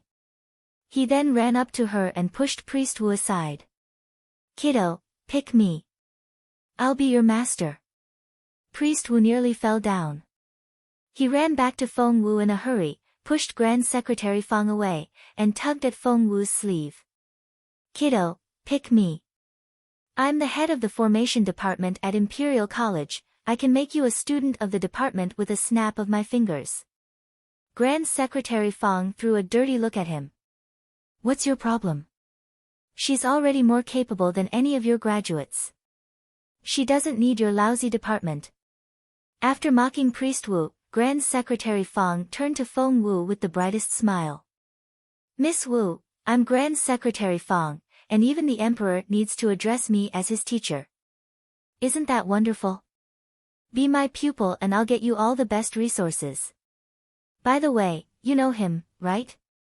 Grand Secretary Fang was doing all he could to get this pupil. He dragged Xian Yi over and presented the latter to Feng Wu. Priest Wu was all the more vexed. For Grand Secretary Fang had a very appealing-looking grandson, while he only had an unsightly pupil. However, while everyone thought that Grand Secretary Fang was trying to set up Xian Yi and Feng Wu together, the whimsical old man said, Look, this guy is His Royal Highness's buddy. Don't all girls want to get close to His Royal Highness?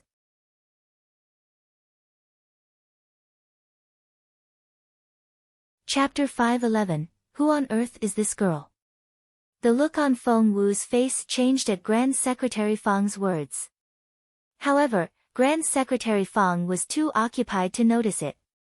He enjoined Xian Yi, Shao Yi, take Shao Wu to see His Royal Highness when you have the time. Okay. Grand Secretary Fong was very pleased with himself. He was sure that any girl would jump at the opportunity to meet the crown prince. However, Feng Wu turned him down right away. Jun Linyuan. I don't want to see him. Jun Linyuan. The girl had just called the crown prince by his name. That was bold. But Grand Secretary Fong didn't believe a word Feng Wu said. The only girls that didn't like Jun Linyuan were the ones who weren't born yet.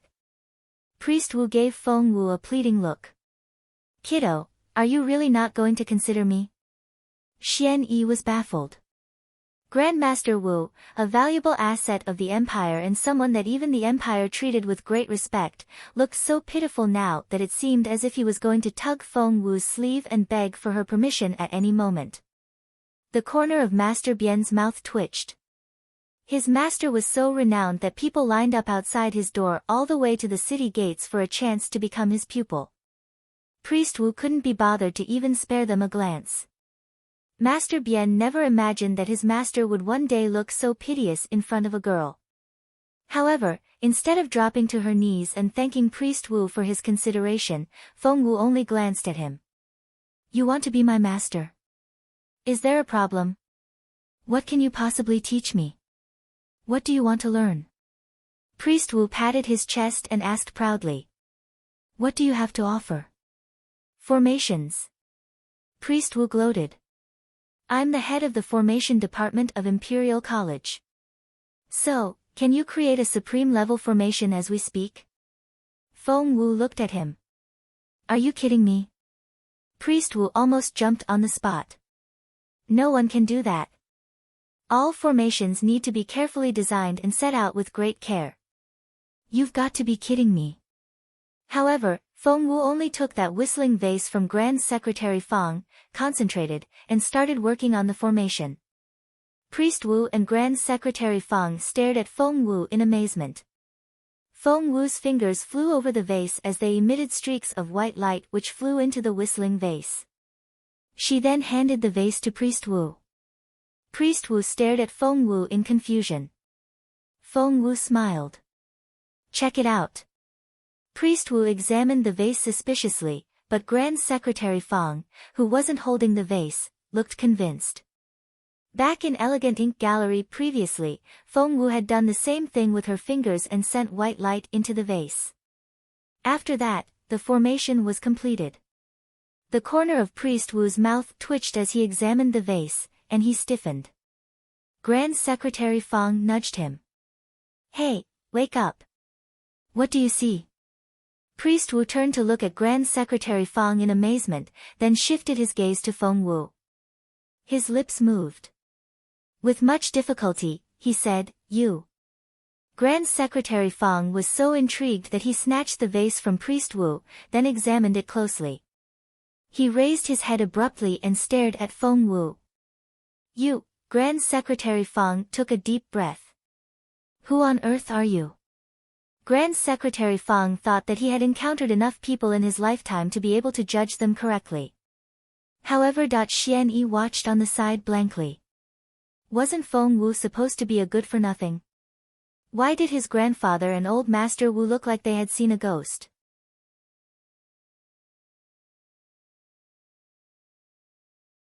Chapter 5:12, Xian Yi is baffled. While Xian Yi was feeling baffled, Grand Secretary Fong and Priest Wu stared at Feng Wu as if they had seen a ghost. That was incredible. This girl was incredible. Priest Wu was a Grandmaster level formation master and could create formations himself, but they required calculations and in-depth study. But just then Feng Wu was able to upgrade an intricate master level formation to the Grandmaster level in a matter of minutes. How could one not be dumbstruck by such excellent skills? Do you still want to teach me formations? Feng Wu smiled at Priest Wu. Priest Wu gave Feng Wu a woeful look. Kiddo, are you kidding me? Forget about becoming my pupil. I want to be your pupil now. Xian Yi's eyes widened and he stared at Feng Wu and Priest Wu in disbelief. Wasn't Feng Wu useless? Were her formations really that good? Feng Wu didn't notice the look on Xian Yi's face. She only said proudly, I have a master already and he's the best in this land. I'm not going to be anyone else's pupil. Crossing her hands behind her back, the girl stuck out her chest proudly and looked so sure of herself that everyone else wanted to smack their own foreheads. Priest Wu and Grand Secretary Fang exchanged looks, then sighed in unison. She was right. With her skills, what other masters did she need? Although, Feng Wu smiled a little. I can only have one master, but if we're talking tutors, I can have as many as I want. So, would you like that? Tutors? Grand Secretary Fang and Priest Wu wouldn't have given the offer a second thought if it had come from anyone else. However, only an idiot wouldn't want a pupil like her. But, what can we teach you? The two old men thought about it and felt guilty. Priest Wu waved his hand. Forget about the tutor thing. You can be my master. And he wasn't joking. Grand Secretary Fang actually nodded in agreement. And Grand Secretary Fang was such a proud man. Xian Yi, Master Bian, and Chaoga watched with open mouths. Especially Chaoga. It was only just now at Feng Wu's place that they had been trying to figure out a way to talk to Priest Wu, who would in turn lead them to Grand Secretary Fang. As it turned out, both old men wanted to become Feng Wu's pupils. Exactly how advanced were Feng Wu's formation skills? Feng Wu waved her hand with a smile. Please don't. You'll shame me to death like this. Well, how about we forget about masters and pupils and treat one another as peers? Grand Secretary Fang settled it. Priest Wu nodded. That's right.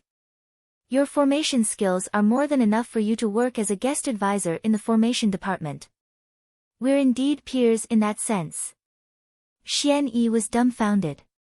Feng Wu and the two old men were peers now. But what about him? Seeing the conflicted look on Xian Yi's face, Grand Secretary Fang smacked his grandson on the back of his head.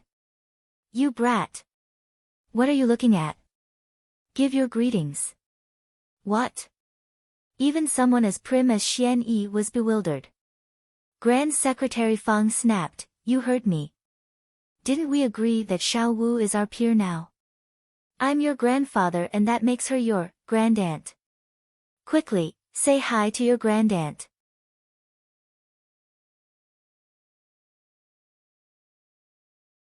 Chapter 513, I'm applying to the martial arts department.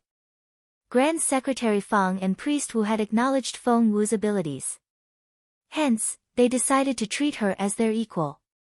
Once she was acknowledged by the professionals, they instantly became much more approachable. Xian Yi was flustered by Grand Secretary Fang's prompting. Grandaunt?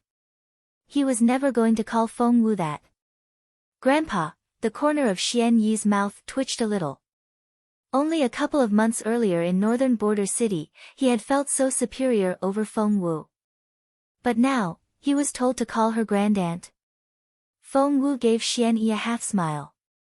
Xian Yi had always been a serious and prim guy, and she found it so amusing to see him like this. By the way, Xiao Wu, why are you here? General Secretary Fang led Feng Wu inside in an affable manner and completely forgot about Xian Yi. Rubbing his nose, Xian Yi followed the old man in silence. Feng Wu said, I heard that you're the honorary president of Imperial College. Grand Secretary Fang waved his hand. It's just a nominal thing, and I'm a deputy president. I'm the real head of the formation department. Xiao Wu, feel free to ask me anything, Priest Wu interjected in a hurry. Feng Wu smiled. I'm talking to the right people, then. I want to apply for Imperial College this year. What? Everyone was astonished. Grand Secretary Fang was shocked. Are you kidding me? Imperial College? Why do you even need to study in Imperial College? Priest Wu said, with what you can do with formations, Imperial College is way below your level. I can make you a guest advisor directly. Feng Wu shook her head. Priest Wu stared at Feng Wu, looking alarmed. Hey, kiddo, you're pushing it. I can make you a deputy president of the formation department at most. You can't have the president position. It's mine. Grand Secretary Fang glared at Priest Wu. Why can't she have it? I'm entitled to a vote. If it were up to me, I'd choose Xiao Wu over you any time. Old Fang, you're asking for a fight. Bring it on. The two elders looked way too old for a squabble like this, and the others watched in bafflement. It seemed, though, that this was how they usually interacted. However, Xiaoge was still in shock. A guest advisor? The deputy president? She and Xiao Wu were only here to get to know these people so that they could borrow some past exam papers. Feng Wu looked at the two old men in resignation. I'm applying for the martial arts department. What? The quarreling pair stopped abruptly and turned their heads in unison. Feng Wu said earnestly, I want to get into the martial arts department. But you don't have any spiritual essence, do you? Xian Yi frowned at Feng Wu. How are you going to take the exam for the martial arts department?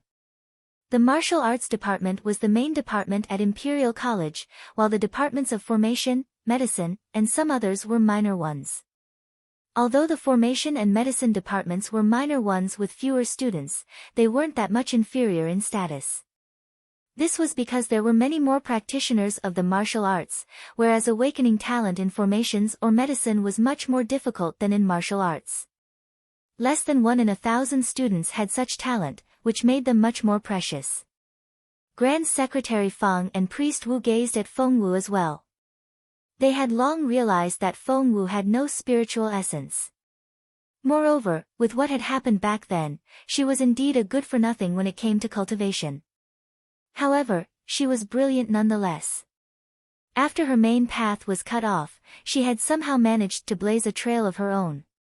But now, when she had almost reached the pinnacle after that trial, she was telling them that she was going back to that blocked main road?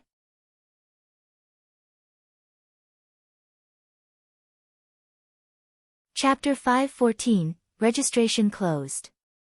But why? Crossing his hands behind his back, Grand Secretary Fang looked at Feng Wu in bewilderment. Priest Wu also frowned.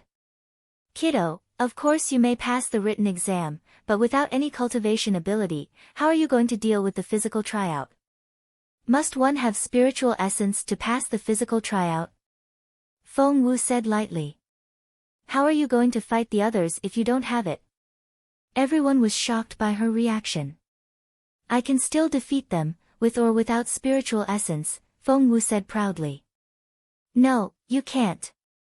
You need to be a level 9 spiritual master to apply to Imperial College, but you, Priest Wu shook his head. You aren't even a level 1 spiritual master. How are you even going to register? Without registering, she wouldn't qualify to take the exam. Both Priest Wu and Grand Secretary Fang smiled wryly and thought that the girl was dreaming. However, Feng Wu put her hands behind her back and grinned. If I remember correctly, Imperial College has a board of elders. If I have recommendations from 3 board members, they can make an exception and let me register for the exam. There is indeed such a rule, but it hasn't been used in years. Priest Wu gave her a wry smile. That's because any normal person would only try to take the exam after they become a level 9 spiritual master, or even after becoming a spiritual grandmaster. Otherwise, they're sure to fail the physical tryout. As for Feng Wu, she wasn't even a level 1 spiritual master, let alone at level 7 or 8. How was she going to make it?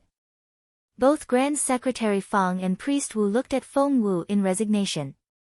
Feng Wu looked back at them. Are you not going to give me recommendations? The last thing Grand Secretary Fang and Priest Wu wanted was to upset the girl.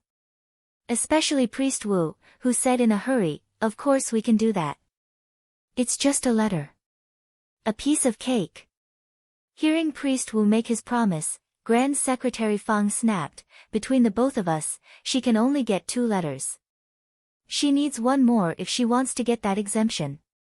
It wouldn't be difficult to find an elder to recommend a level 9 or even level 8 cultivator. However, Feng Wu was a useless girl with no spiritual essence. The more they thought about it, the more inconceivable they found the idea. Priest Wu scratched his head.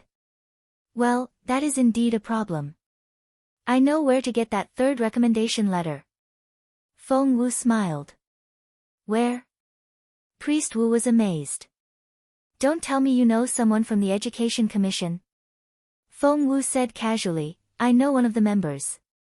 Priest Wu was baffled. Will he lie for you and write that recommendation letter? Feng Wu said, he will. On second thought, Priest Wu realized that the girl was a Grandmaster level formation master, and he and old Feng were already convinced. It wasn't unimaginable that she would be able to convince yet another person. Right. What is the registration deadline for Imperial College again? Priest Wu asked all of a sudden. No one answered him for a while. Everyone had been focused on the fact that the exam started in 7 days, but no one remembered when the registration deadline was.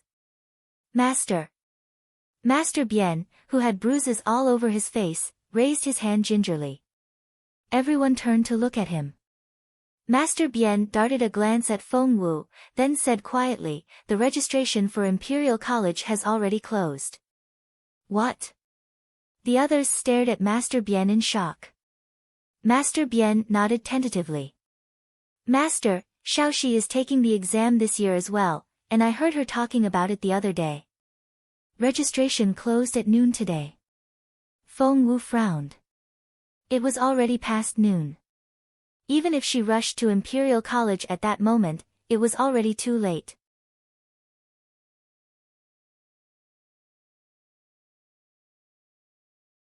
Chapter 5:15. Stop right there. It was closed already. Feng Wu frowned. Priest Wu and Grand Secretary Fang exchanged looks. What do we do now? Qiaoge was exasperated. Xiao Wu, registration has closed. What are you going to do now? Feng Wu had announced that she was applying for Imperial College, but she had just lost the chance. That was so embarrassing. Feng Wu was also worried. She wouldn't be able to obtain that broken star piece if she didn't get into Imperial College. And without the piece, her beautiful master would never wake up. Therefore, she had to enroll this year. Even if it meant that she had to use special means to get in. Hence, Feng Wu kept her gaze on Grand Secretary Fang. You must have a way for me to register. Am I right? Grand Secretary Fang thought for a moment, frowned, and looked at Priest Wu. I think we can try to talk about it with Mr. Lu. Mr. Lu was the principal of Imperial College. What are we waiting for? Let's go. Priest Wu and Grand Secretary Fang decided to go to Mr. Lu. Feng Wu said, I'm coming with you. Grand Secretary Fang shook his head. Kiddo, take it easy. Maybe we can still work something out. Go back home and wait for our news. After that, Grand Secretary Fang and Priest Wu left together. Meanwhile, Master Bien gave Feng Wu an indecipherable look. After everything the girl had put him through, it was finally her turn. Ha ha ha ha. However, Master Bien was only bold enough to laugh inwardly as he trembled all over from suppressing his laughter. He then turned to leave, so that Feng Wu wouldn't notice his glee. Actually, you can go to Boss June, Xian Yi reminded Feng Wu when he walked past her. He left before Feng Wu could reply. Boss June? Feng Wu had yet to respond when Qiaoge asked the question bewilderedly. Was Xian Yi referring to June Linyuan? Feng Wu nodded. Yup. Really? Qiaoge frowned, rested her hands on her waist, and flared up. What's wrong with that Xian Yi? Ask the Crown Prince for help. That guy detests you. Helping you is the last thing he'll ever do. He would have helped you back then if he wanted to. But what did he do? He cancelled the engagement and let them banish you to Northern Border City. The more Qiaoge thought about it, the angrier she became. She stomped her foot and yelled after Xian Yi. You! Stop right there. Xian Yi stopped. Qiaoge rushed to his side and shouted furiously, Why did you say that? Huh? Xian Yi frowned at Chaoga. Chaoga jabbed his chest with a finger. You know perfectly well how much the crown prince dislikes Xiao Wu and you still told her to go to that guy. She's just asking to be humiliated if she did that. Why are you so mean? Xian Yi's eyes flickered and his face turned grim. Why are you trying to set Xiao Wu up? How can anyone be this vile? Chaoga was so pissed. Xian Yi had to take a deep breath and stop himself from losing his temper. He then cast a stern look at Feng Wu. Feng Wu pulled Chaoga away. Forget about it. You can't beat him. Chaoga was rendered speechless. Xian Yi frowned. Boss Jun treated no one else like he did Feng Wu, but why did everyone think that Boss Jun was so mean to her? And it seemed that even Feng Wu herself thought that way. If he didn't do anything about that misunderstanding. At that thought, Xian Yi turned to leave. Hey! You! Stop right there! Chaoga shouted after Xian Yi, but Xian Yi ignored her. Before long, he arrived at the Crown Prince's residence.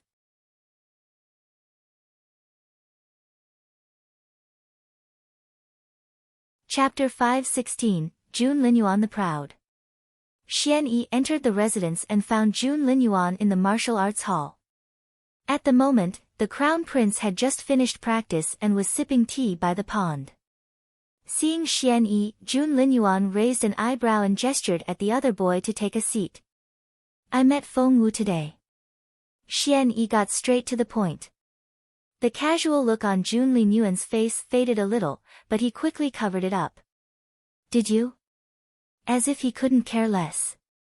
Xian Yi still hadn't figured out how Jun Linyuan really felt about Feng Wu and he thought that he could use this chance to carefully observe the Crown Prince.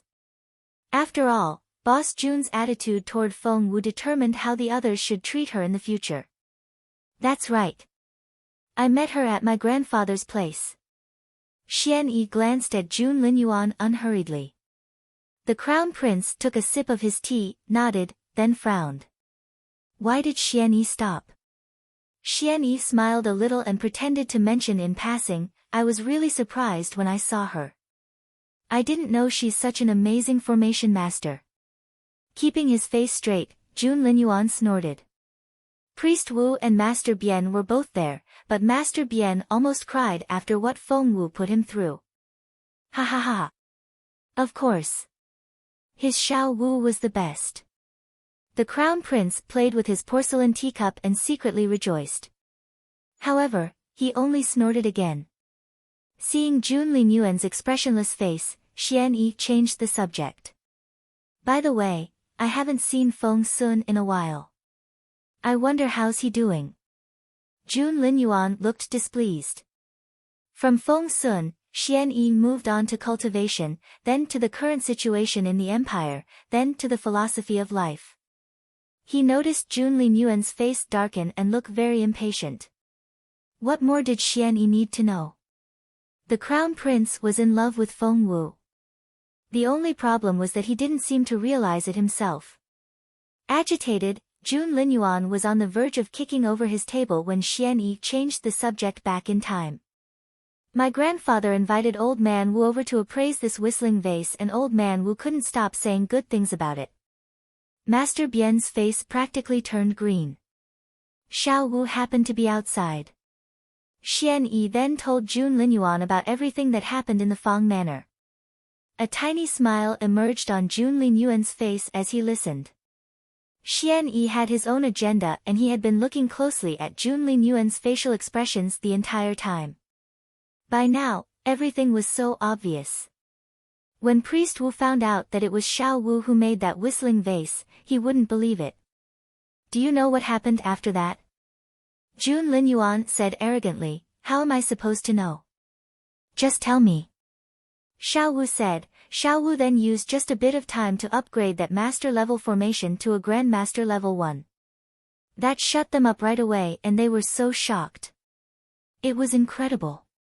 The Crown Prince snorted proudly. Of course that girl was the best.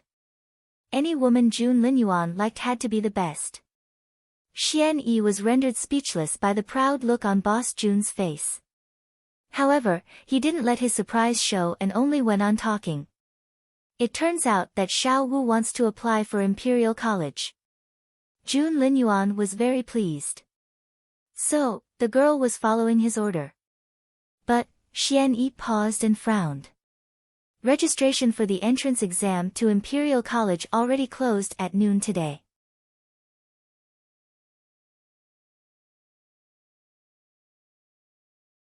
Chapter 5:17, Imperial College. Jun Linyuan frowned.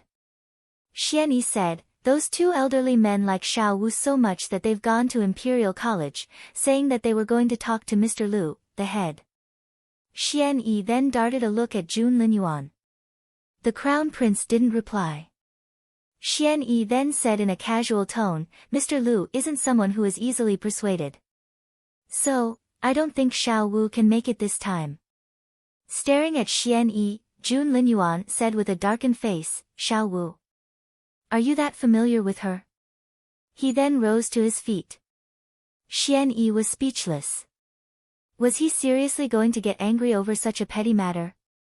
Xian Yi stood up in a hurry. "No, I'm not familiar with her at all. I only call her that because Feng Sun does." "Ha ha ha. Poor Feng Sun. That came out of nowhere." Jun Linyuan snorted. Xian Yi went on, "I don't think Mr. Liu will agree. So, Feng Wu won't be able to take the exam this year, I think." Crossing his hands behind his back, Jun Linyuan stared at Xian Yi in a haughty manner. "Do you have nothing better to do? Why are you talking about her all the time? I don't want to listen to it anymore." Xian Yi took a deep breath. His Royal Highness was really. He then glanced at Feng, who returned his glance with a look of resignation. Xian Yi's mouth fell open. After Xian Yi left in resignation, Jun Linyuan remained by the pond. Watching the koi fish swim about in the pond, Jun Linyuan opened his right palm and his fair, slender fingers glistened in the sunlight. For the first time in his life, Feng didn't react in time. He looked at the Crown Prince in bewilderment as his racked his brain. Jun Linyuan frowned. Only then did Feng realize what his master wanted. He then handed the latter a bag of fish food. Meanwhile, he was having a hard time believing it. After all these years after the pond was built, this was the first time the Crown Prince had bothered to feed the fish. Jun Linyuan smiled as he sprinkled the fish food in the water. He then said something to Feng. The corner of Feng's mouth twitched. It was as if the Crown Prince couldn't let a day pass without upsetting Miss Feng Wu at least once. At the same time, Grand Secretary Feng and Priest Wu still weren't back from Imperial College. In the Feng manner, "Xiao Wu, do you think Grand Secretary Feng will succeed?" Feng Wu waited patiently, but Chaoga couldn't stop walking around the room. "Mr. Liu will agree to Grand Secretary Feng's request, won't he? And there's Priest Wu, too." Feng Wu had no idea what was going to happen. Somehow, she had a bad feeling about it. She couldn't sit still anymore. "Come. Let's go to Imperial College to have a look ourselves." "All right." Chaoga agreed without hesitation. Imperial College was in the northern suburbs of the imperial capital. It was an unbelievably vast building complex. The college alone took up a quarter of the imperial capital. The magnificent building was covered in a dense layer of spiritual essence, and one felt like sitting down to cultivate as soon as they approached the building. This is a perfect place for cultivation. Chaoga was pleasantly surprised. "Xiao Wu, I think I'm ready to break through again." Imperial College was indeed as incredible as it was said to be. Even the air was filled with spiritual energy and something ancient, which could calm one's mind without knowing it. "Wait." Feng Wu narrowed her eyes. She had a vague feeling of being drawn to a secret power inside the college, which seemed to make her blood boil in excitement. How strange. Exactly what was that power? Something then stirred inside Feng Wu. Like Chaoga, Feng Wu felt like she could break through as well. Feng Wu made up her mind that she had to get into Imperial College, even if it was just for that mysterious power alone. Imperial College had an open day every week, and today just happened to be one of those days. While Feng Wu and Xiaoge were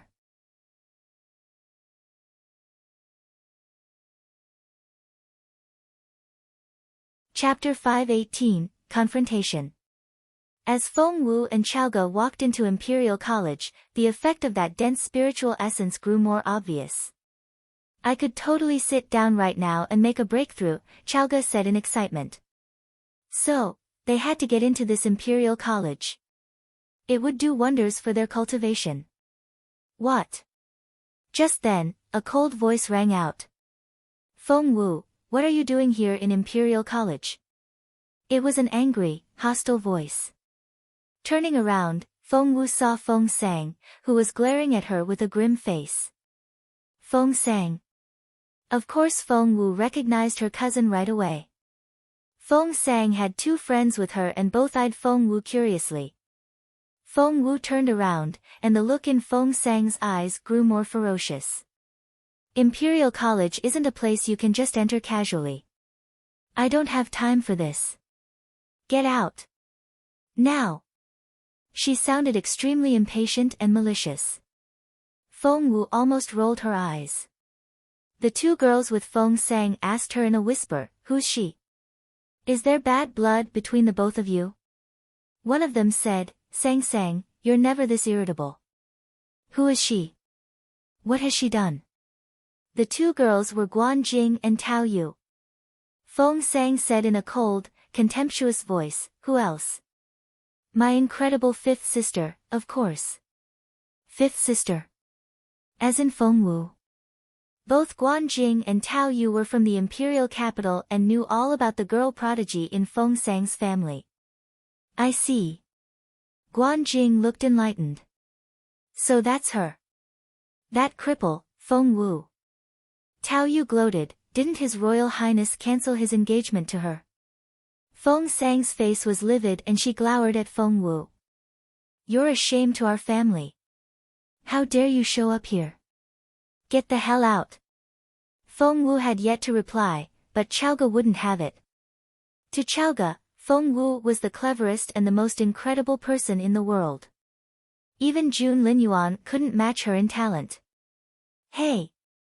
Resting her hands on her waist, Xiaoge glared at Feng Sang. Who the hell are you? Don't flatter yourself. We're not here for you. Not everything in this world is about you. Feng Sang had always been a proud person and she was furious at that comment. And who might you be? Feng Sang snapped. I'm Duan Xiaoge. Remember that name. Xiaoge jabbed Feng Sang's shoulder with a finger. Disrespect Xiao Wu like that again and I'll kill you. Wow, I'm so scared. Infuriated, Feng Sang rolled her eyes. So, it's you, Duan Xiaoge. Feng Sang snorted. Weren't you the one who followed Feng Wu around all the time? You're an idiot.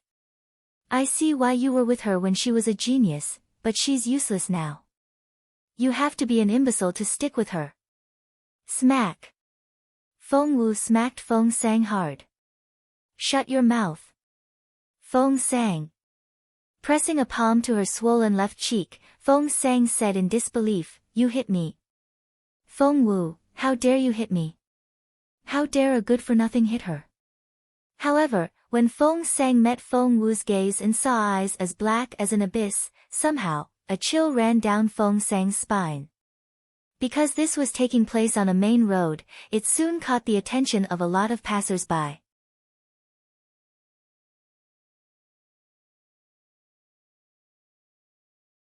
Chapter 519, You people know nothing.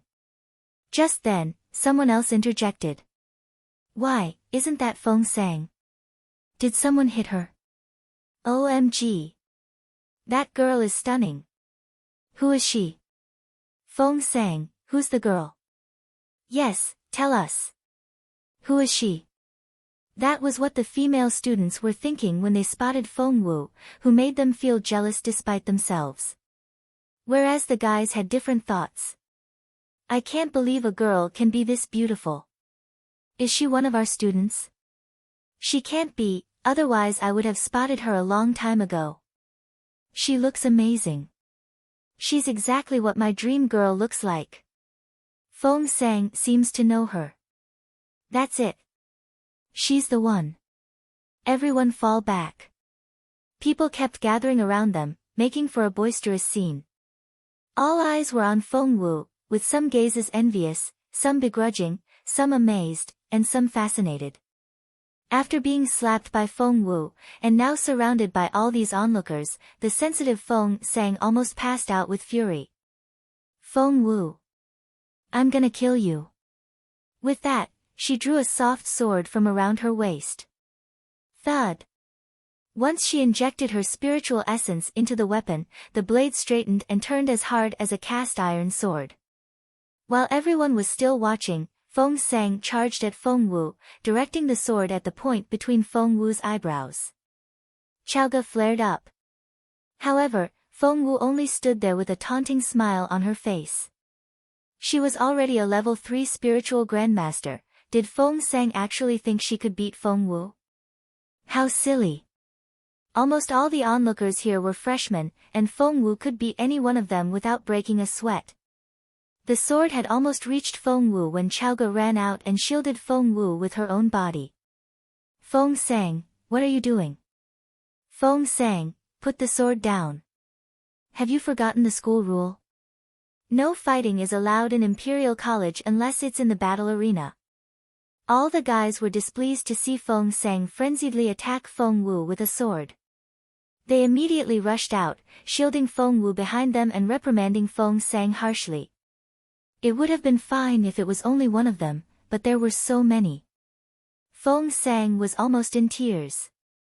A lot of these boys had courted Feng Sang before, but now, they were all on Feng Wu's side, just because Feng Wu was prettier than she was. Feng Sang was so angry. Get out of my way. Feng Sang yelled. Forgetting herself like this wasn't Feng Sang's usual style at all. However, after what Chaoga said and having been slapped by Feng Wu, Feng Sang completely lost control when she saw how the guys treated Feng Wu differently. Feng Sang. What are you doing? Rong Shixin glared at Feng Sang. Why can't you be civil and talk it over? What's with the sword? This is unacceptable. Si Yuan was the president of the student union for the first years, and he was in charge of all his peers. Right now, he was glowering at Feng Sang as well. You're way out of line. She's younger and less advanced in cultivation than you, but that doesn't give you the right to bully her like this. Drop the sword now. All the other guys threw dirty looks at Feng Sang as well. Feng Sang almost passed out from fury. Eyes bloodshot red, she yelled, "You people know nothing. Get out of my way. Do you have any idea who she is? She's Feng Wu." Feng Wu? Who was that? After all, it had been 5 years, and not everyone had that long a memory.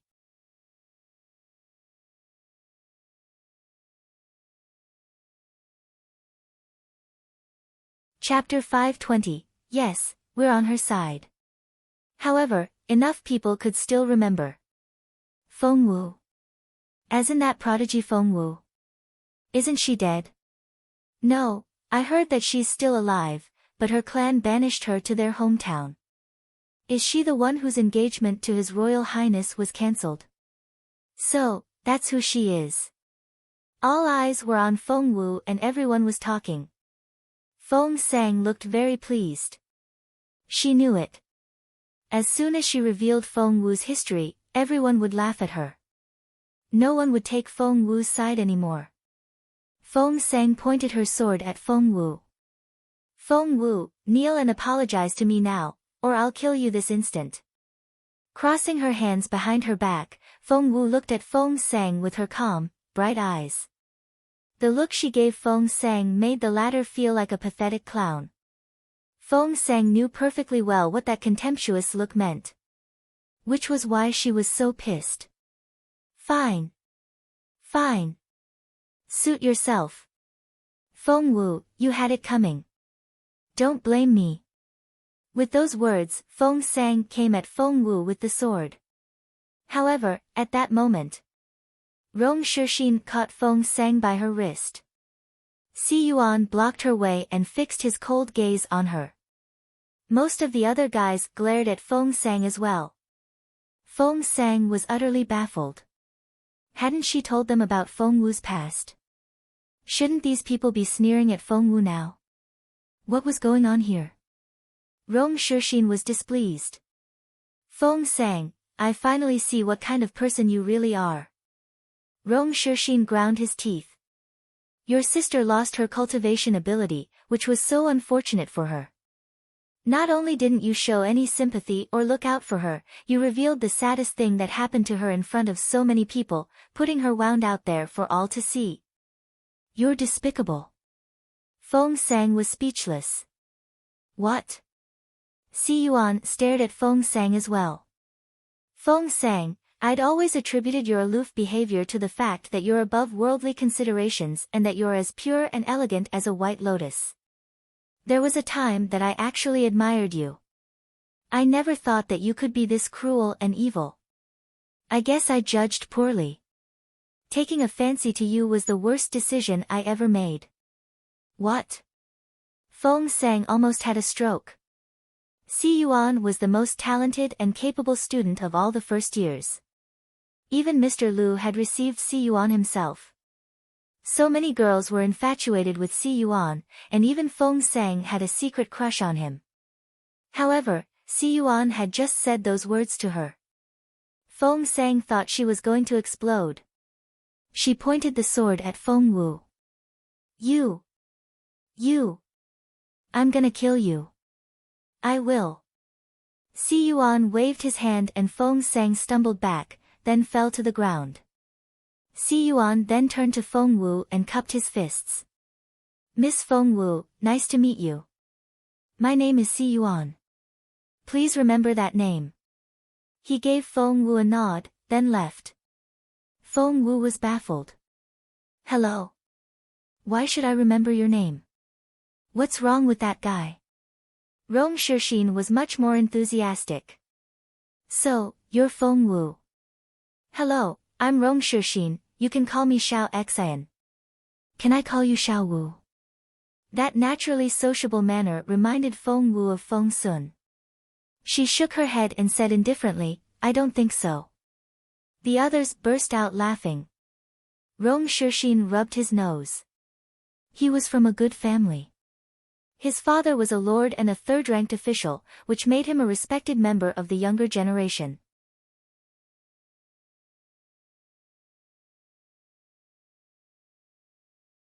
Chapter 521, Preposterous. After he got into Imperial College, he had become even more popular. However, Feng Wu had just turned him down outright. But Rong Shixin believed that Feng Wu was only playing hard to get. Girls like her were so much fun to court, weren't they? Feng Wu frowned at the hubbub. She took Chaoga's hand, then turned to leave. Xiao Wu. Rong Shixin ran after her. Feng Wu cast a stern look at him. Rong Shixin felt as if he had been stabbed in the heart. He got the creeps and he stumbled back involuntarily. That was strange. Hadn't Feng Wu lost all her cultivation ability? Why was she so scary? Feng Wu. What are you doing here in Imperial College? Are you here to hit on guys? Feng Sang's voice rang out behind them. Guan Jing chuckled. Is she here to tour the school? She won't be able to enroll anyway, so why not use the open day to enjoy the view? Many of the girls snickered at those words. They looked at Feng Wu in such a condescending manner. So what if she had once been a genius? She was completely useless now. She wasn't even qualified to take the exam, let alone become a student of Imperial College. If I recall correctly, our school is recruiting new students in a few days, right? That's right. You have to be a level 9 spiritual master at least to take the exam. Too bad that some people don't even meet that. All they can do is lure guys in with that pretty face. Ha ha ha, now I know why Feng Wu is here. Why is that? Because, since she can't get into Imperial College herself, she has to depend on that pretty face. She's going to find a rich husband here, isn't she?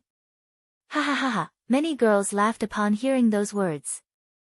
Feng Wu was so beautiful that the guys couldn't help but take her side.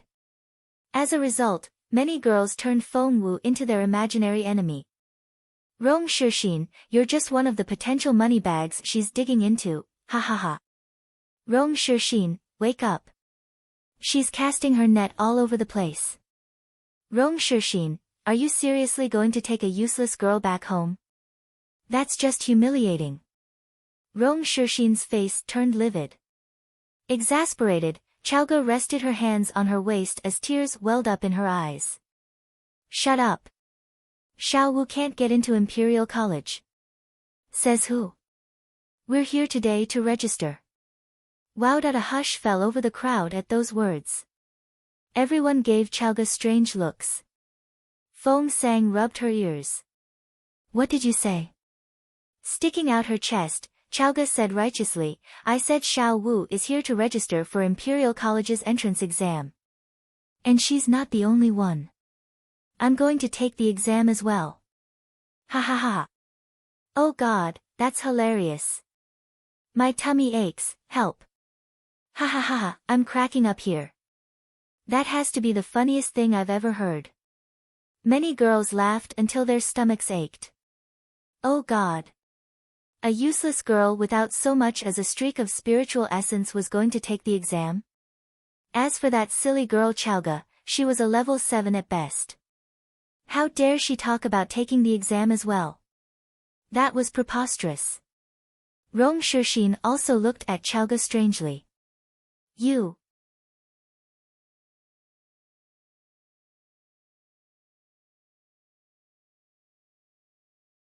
Chapter 522, There's One Possibility.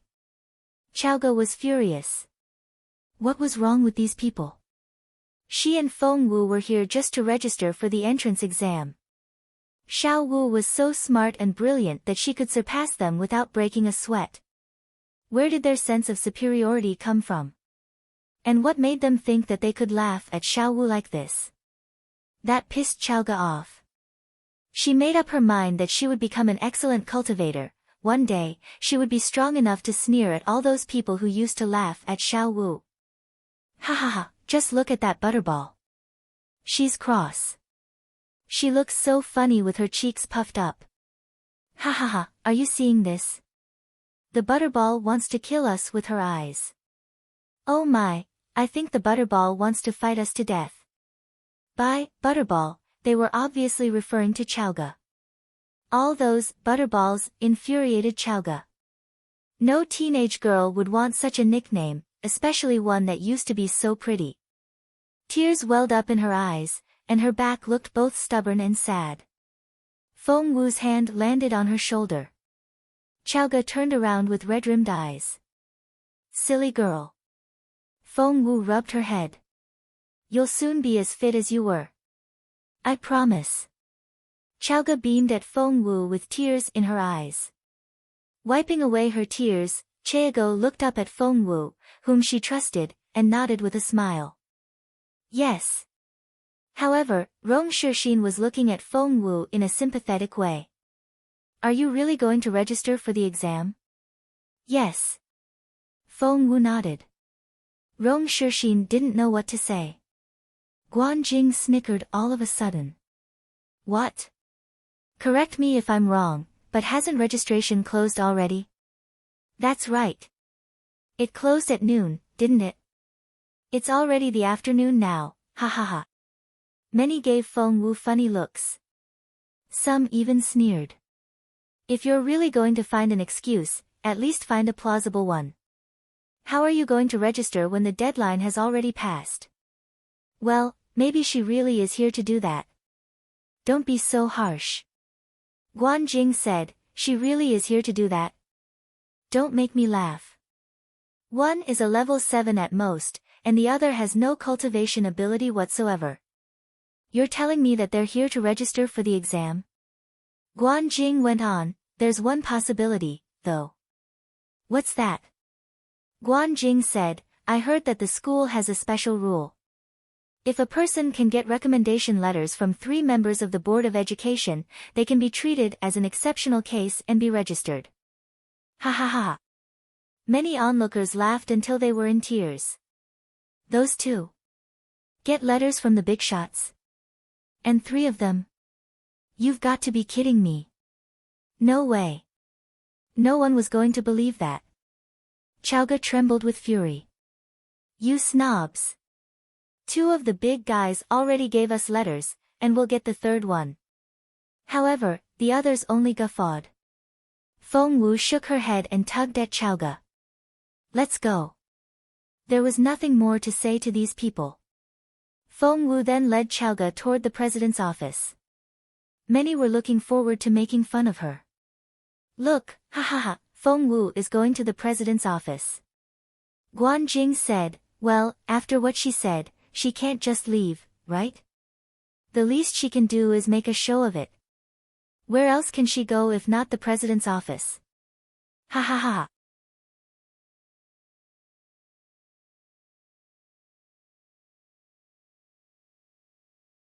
Chapter 523, The President of Imperial College. The Principal's Office.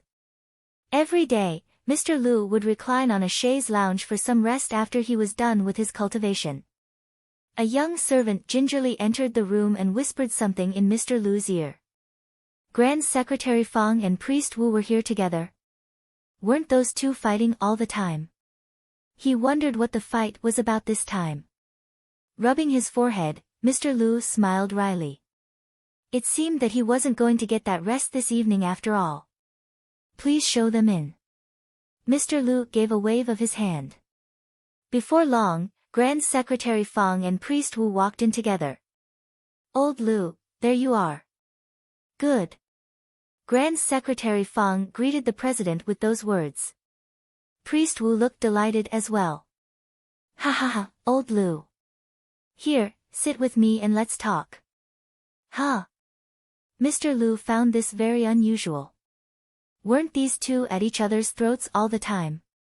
Especially the proud Grand Secretary Fang, who looked down on Priest Wu for not being professionally trained. Whereas Priest Wu had a short temper and despised those that thought highly of themselves. Hence, these 2 people would start a cockfight whenever they ran into each other, which was such a pain in the neck. However, they didn't seem to be fighting at all today. Mr. Lu looked at the 2 of them in bewilderment. Priest Wu pulled Mr. Lu near, then sat the latter down at the table. There, Old Lu. Take a seat first. That gave Mr. Lu the creeps. On the other side, Grand Secretary Fang laid a piece of paper in front of him and rubbed an ink stick on an inkstone himself. Mr. Lu was astonished. Was this an illusion? Grand Secretary Fang was such a proud figure that his most common posture was his hands crossed behind his back and his chin raised. Even Mr. Lu himself wasn't treated much differently from everyone else. But now that the old man had laid out a piece of paper for him, and he was even preparing the ink. What was more, Grand Secretary Fang even dipped the writing brush in the ink, then handed it to Mr. Lu. Mr. Lu didn't know how to react. What on earth is going on here? He was so flustered. Priest Wu said, we ran into a girl recently and she has an amazing gift for formations. But cultivation-wise, she's a little bit behind, and she wants to become a student of Imperial College. Mr. Lu gave him a wry smile. Let her apply for the formation department, then. He didn't understand what was bothering these 2. Priest Wu and Grand Secretary Fang both gave Mr. Lu woeful looks. What? Those expressions made Mr. Lu rather jumpy. Priest Wu said with a long face, we wouldn't have come here if she could apply for the formation department. Grand Secretary Fang sighed. To be honest, what more can we teach her there? Priest Wu sighed along with him. The girl is as good as either of us in formations. How are we supposed to teach her when she gets in? Mr. Lu's eyes lit up. They had found such a promising student. He was instantly intrigued. For Priest Wu and Grand Secretary Fong had never recommended anyone before. This time, however, they couldn't stop praising this girl and were doing things that were so out of character for them. Mr. Lu was so curious. And?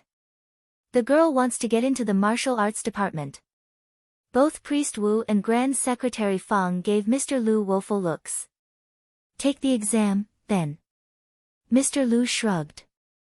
What's wrong with that? If she passes the exam, she can get in. Priest Wu and Grand Secretary Fong exchanged looks and Priest Wu said in the end, the girl wanted to, but... But what? But she's not as strong in all the subjects. Her cultivation level is a little.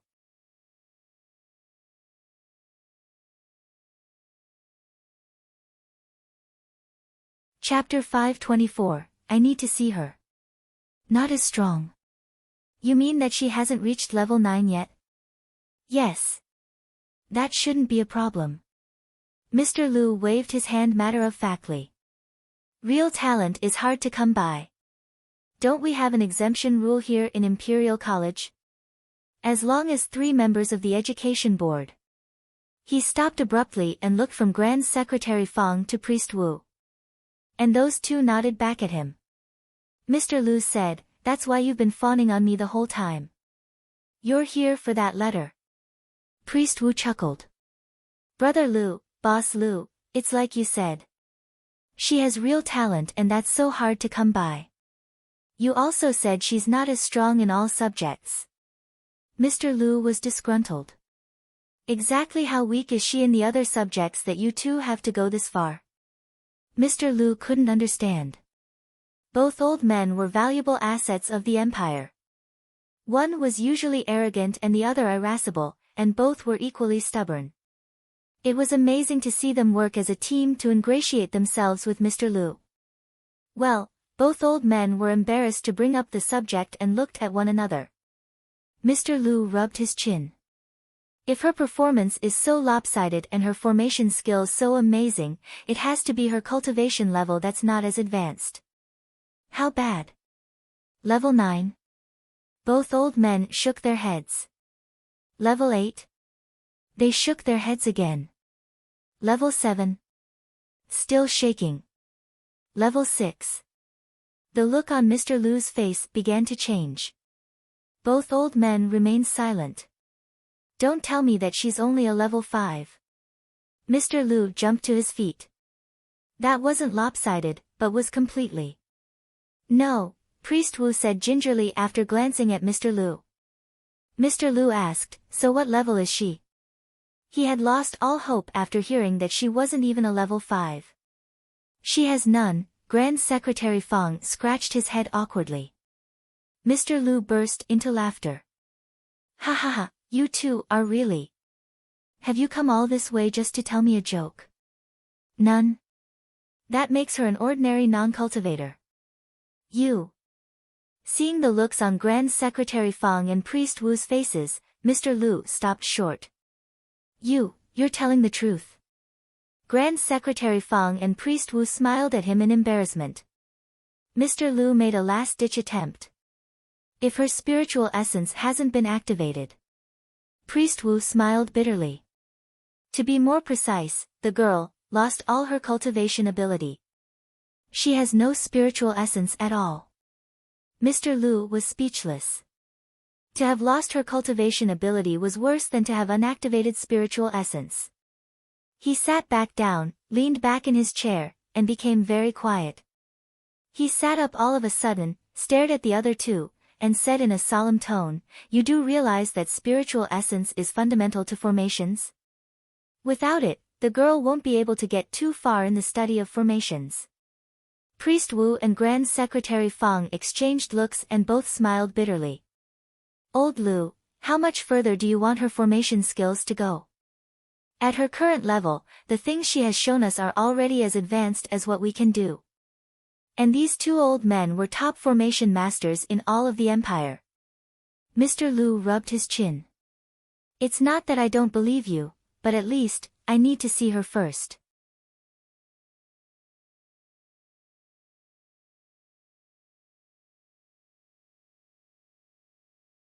Chapter 525, Mr. Principal.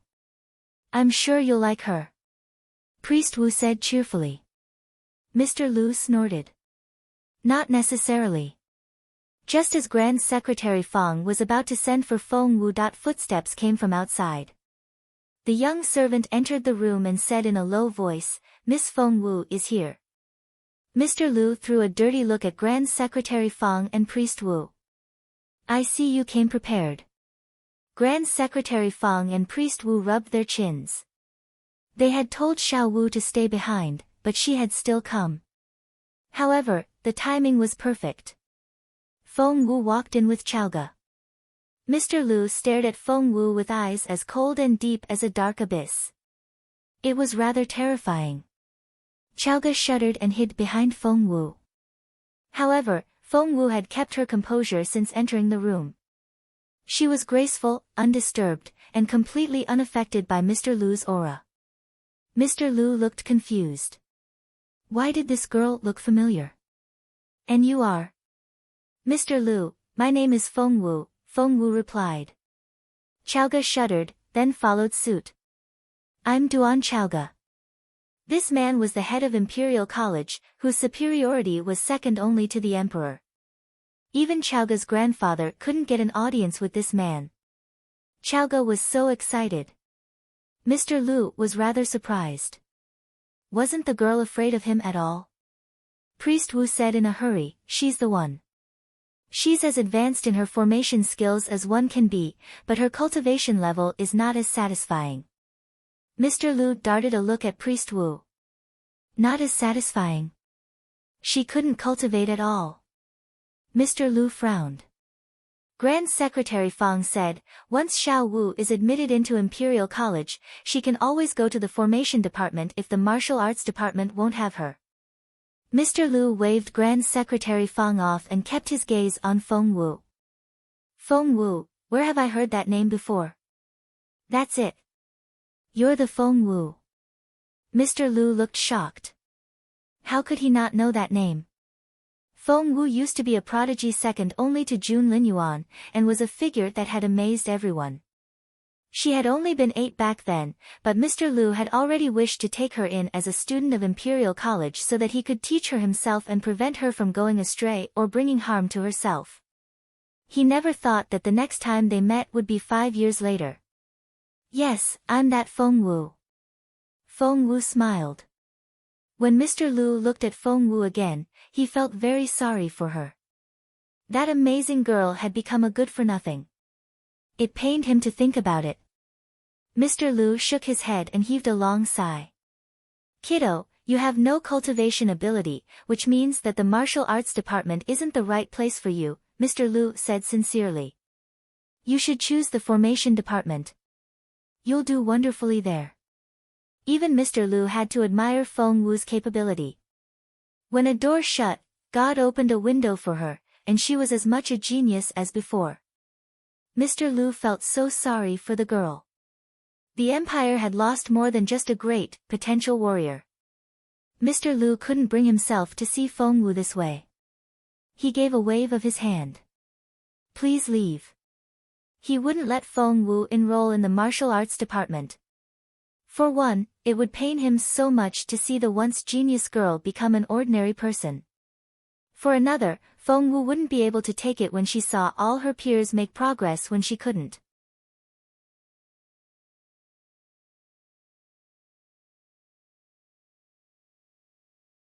Chapter 526, Ha ha ha ha. For those 2 reasons, Mr. Lu turned Feng Wu down before she had a chance to speak. Grand Secretary Fong and Priest Wu were shocked. How could that be? Mr. Lu. Mr. Lu. Both old men cried out in unison. Would Mr. Lu ignore their request outright? Mr. Lu was very straightforward. She isn't an ideal choice for the martial arts department, nor for Imperial College. Therefore, no.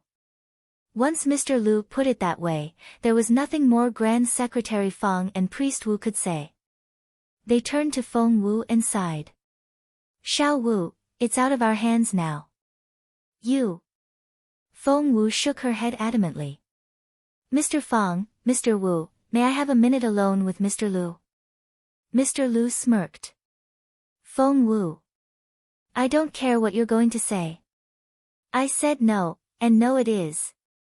Moreover, registration has closed, and at least for this year, you've lost your chance. He practically shouted those words. He hoped that he could make Feng Wu see some sense that way. However, what he didn't know was that because of the earlier incident, many were eager to know what was going on with Feng Wu, so much so that quite a few students were lingering outside the principal's office. Among those students were Guan Jing and Rong Shixin. Guan Jing grinned when she heard the principal's words. She dashed off toward the Year 1 cultivation room. I've got news. Big news. Her voice reached the room before she did. What is it? Guan Jing, didn't you follow Feng Wu out to see how defeated she would be when she left? Has she gone already? Did she really get into the principal's office? Everyone was curious. Feng Sang was in the crowd and she looked at Guan Jing with unblinking eyes. Guan Jing went up to Feng Sang, and only when all eyes were on her did she say in a gloating voice, I think everyone knows what Feng Wu did just then. Yes. I followed Feng Wu out just then and saw her go all the way to the principal's office. Wow. She really went there. How? Then what? Did she register? Guan Jing shushed the others with a hand gesture. A hush fell over the crowd. It turned out that Guan Jing was unable to hold back her laughter. She laughed and laughed until she trembled all over and tears streaked her cheeks. Everyone was bewildered. What on earth happened? Why was Guan Jing laughing so hard?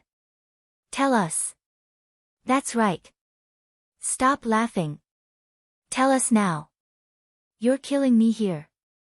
Guan Jing finally managed to stop laughing, and in a trembling voice, she said, Feng Wu did indeed see Mr. Lu, and Mr. Lu talked to her.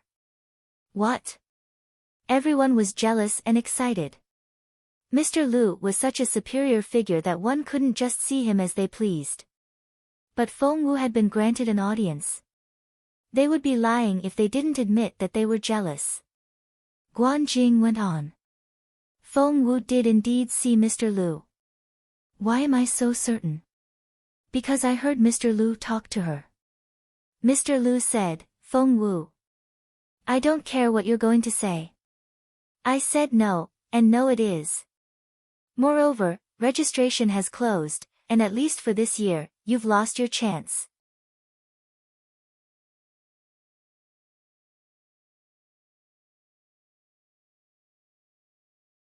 Chapter 527, Old Man Ba's Letter.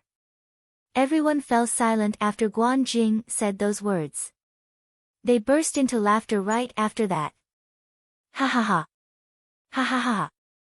Ha ha ha ha ha. Many of them laughed so hard that they were in tears and trembled all over. Some even lay flat on their stomachs and thumped the ground with their fists. Ha ha ha, Feng Wu so had that coming.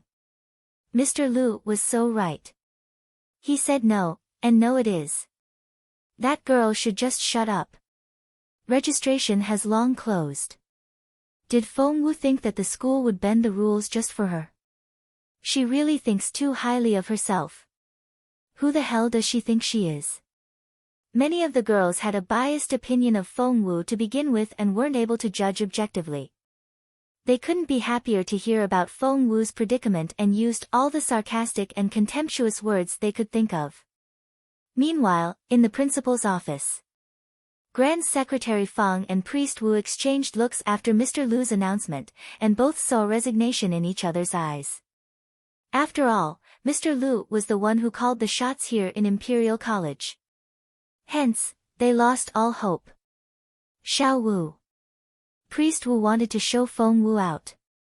However, Feng Wu kept her gaze on Mr. Lu the whole time and looked completely undisturbed. The girl had the bearing of a great general. Mr. Lu, who was always looking for new talent, felt even more sorry for Feng Wu now and couldn't bring himself to look at her. Grand Secretary Feng and Priest Wu finally realized what kind of girl Feng Wu really was. She was the most stubborn girl they had ever met. When she set her mind on something, she wouldn't let her decision be affected by anyone. Well. The two old men shook their heads and left the room. Kiddo, even if you go down on your knees and plead with your tears, you won't be able to change my mind. This is my final verdict. Mr. Lu gave a disclaimer first to exclude any possibilities. Feng Wu smiled. I'm not going to kneel, but I do have a letter for you. Mr. Lu frowned at Feng Wu. Meanwhile, Feng Wu took a thick envelope out of her chest pocket and put it on the table. That was way too thick for an ordinary letter. The frown on Mr. Lu's face grew bigger. Judging by how certain the girl looked, could she have stuffed the envelope with money? The look Mr. Lu gave Feng Wu was even more stern now. A person could be without cultivation ability, but he wouldn't stand for such despicable behavior. At that thought, Mr. Lu didn't even look at the envelope, but only stared at Feng Wu. Take it back. He really didn't like this girl now. Feng Wu looked at Mr. Lu in bewilderment.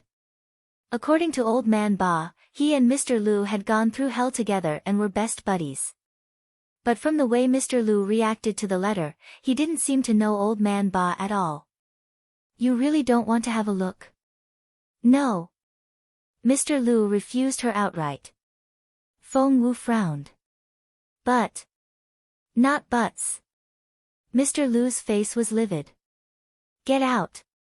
Now. He had determined that Feng Wu was here to bribe him and he was furious. That explained her behavior. She had asked those two guys to leave first so that she could stay behind and bribe him. Feng Wu, I'm so disappointed at what you've become. Get out. Get out of my sight. Mr. Lu said sternly. Feng Wu sighed and said in a sorry tone, so much for being Old Man Ba's best buddy. He told me that when you two were in Inferno City, he shielded you from a sword with his own body and he barely survived that wound. Old Man Ba. Mr. Lu asked.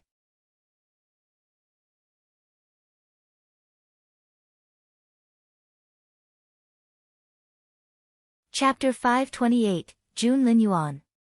Come out. Old Man Ba. Mr. Lu shot up from his chair and grabbed Feng Wu by her wrist. Old Man Ba. Which Old Man Ba? Feng Wu looked at him innocently. You haven't heard of Old Man Ba. But the guy said that he was pretty well known in the imperial capital. Was he just bragging, then? You mean Ba-yi? Mr. Lu cried out in surprise. I have no idea. Old Man Ba never told us his real name, he was only Master Ba, Dr. Ba, or Miracle Ba to us. Mr. Lu was exasperated and reached out with a hand. Give me that letter. Feng Wu glanced at him unhurriedly. I thought you didn't want to read it no matter what. Mr. Lu couldn't wait any longer and snatched the letter from Feng Wu. He saw the words on the envelope. For Lu the Third's eyes only. Yes. That was the man's handwriting. Mr. Lu tore the envelope open in a hurry. In it was a thick stack of papers, not the money he had assumed it was. It took Mr. Lu as long as 15 minutes to finish reading the long letter. Afterwards, Mr. Lu sat dazed in his chair and was lost in thought. Chaoga stared at Mr. Lu in bewilderment, then poked Feng Wu with a finger. Xiao Wu. What's going on with Mr. Lu? He looked so sad. Stirred by Chaoga's voice, Mr. Lu looked at Feng Wu and felt as if he had woken up in another world. Little Feng Wu, did you say that you were going to apply for the martial arts department? Yes. Feng Wu nodded. Mr. Lu narrowed his eyes and looked conflicted. You do realize that insisting on getting into the martial arts department isn't going to do you any good? Mr. Lu said earnestly. Feng Wu smiled and said proudly, I know what I'm doing. Mr. Lu nodded. Despite her young age, she gave Mr. Lu the feeling that he was talking to an adult. What was more, she was more level-headed than a lot of adults he knew. The majority of that long letter talked about how amazing Feng Wu was. She was smart, hardworking, talented, and so on. Mr. Lu almost frowned. Wasn't that a bit too exaggerated? If that's the case, well. Mr. Lu was going to grant Feng Wu her wish. Chaoga almost jumped to her feet in excitement when all of a sudden that young servant came in hastily and whispered something in Mr. Lu's ear. Mr. Lu looked confused, but rose to his feet anyway. He then turned to Feng Wu and Chaoga. Xiao Wu, how about you take your friend inside and find a book to read? Feng Wu realized that he was receiving a distinguished guest. No problem. As soon as Feng Wu and Chaoga went into the study, footsteps came from outside. Mr. Lu. Feng Wu found that voice rather familiar. She had heard it somewhere before. Mr. Lu greeted the man with a nod. General Chang, to what do I owe this pleasure? General Chang. As in Chang San, who worked for Jun Linyuan. Chang San smiled. Mr. Lu, you flatter me. I'm here to bring a message from His Royal Highness. Of course. Chang San smiled. His Royal Highness said that if a Miss Feng Wu comes here to ask for your help, please turn her down. Mr. Lu's pupils contracted and he stared at Chang San. As the principal of Imperial College, Mr. Lu was only below the emperor in status, and he was roughly on the same level as the crown prince.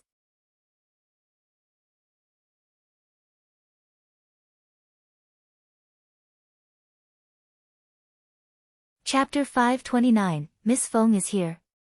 What? Jun Linyuan himself was a student of Imperial College, but he was giving commands to his principal now. Mr. Lu was a little displeased. Chang San nodded. That was His Royal Highness's instruction, word for word. His Royal Highness also said that he'll owe you one.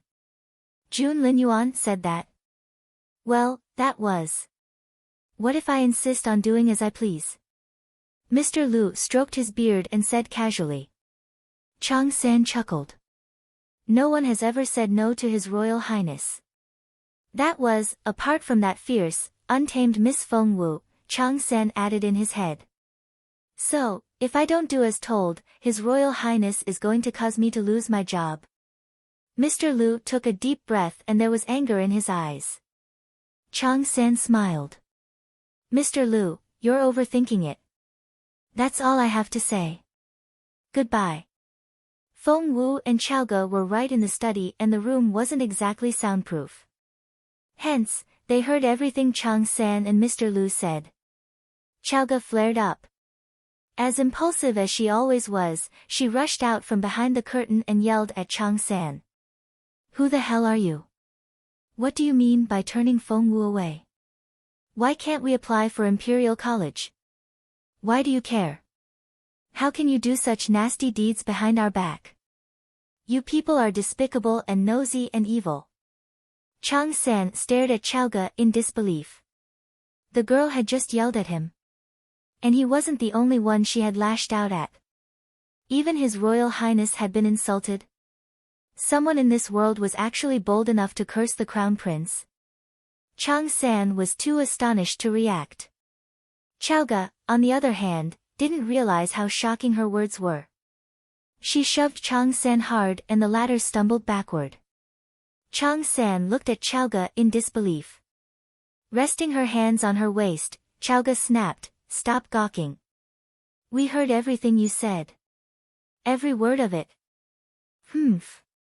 Chang San looked behind Chaoga and spotted Feng Wu, who had an indecipherable look on her face. Chang San was at a loss over what to say. No, no, no. Miss Feng Wu was here. What? The muscles in Chang San's cheeks twitched, his mouth fell open, and his mind went blank. This fifth daughter of the Feng clan hadn't intimidated him at the beginning, for even Feng Yanfeng had to address him as General Chang. However, after Feng's reminder the other day, he would rather offend His Royal Highness than piss Miss Feng Wu off. She was untouchable. Chang San put on a bitter face and didn't know what to do. Feng Wu kept her gaze on him as she went up to him. She then smiled casually. Your master said himself that if I came to Mr. Lu for help, I should be turned away. Feng Wu's voice was as light as a feather and very calm. However, if one looked closely enough, they would recognize the look in her eyes as the momentary peace before a storm.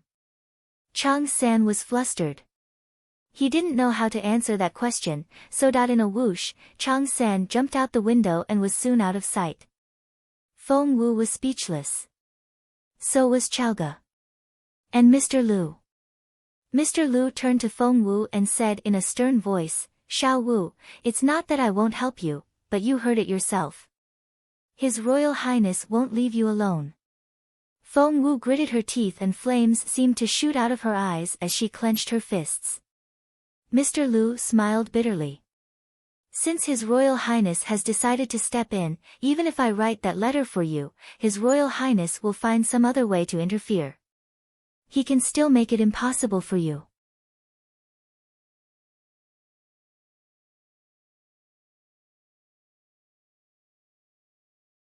Chapter 530, Miss Wu is here. Chaoge was exasperated. But why? He's the Crown Prince, but you're the principal of Imperial College. How can he order you around? Didn't some former principal punish a Crown Prince once, and no harm came to him afterward? Mr. Lu smiled bitterly. That's right. I enjoy the same status as His Royal Highness, but times have changed. This is Jun Linyuan's time. Please listen to me. The two of you, especially Xiao Wu, should pack your things and leave the imperial capital. Kiddo, it's so obvious that the Crown Prince doesn't like you. Feng Wu took a deep breath and looked at Mr. Lu.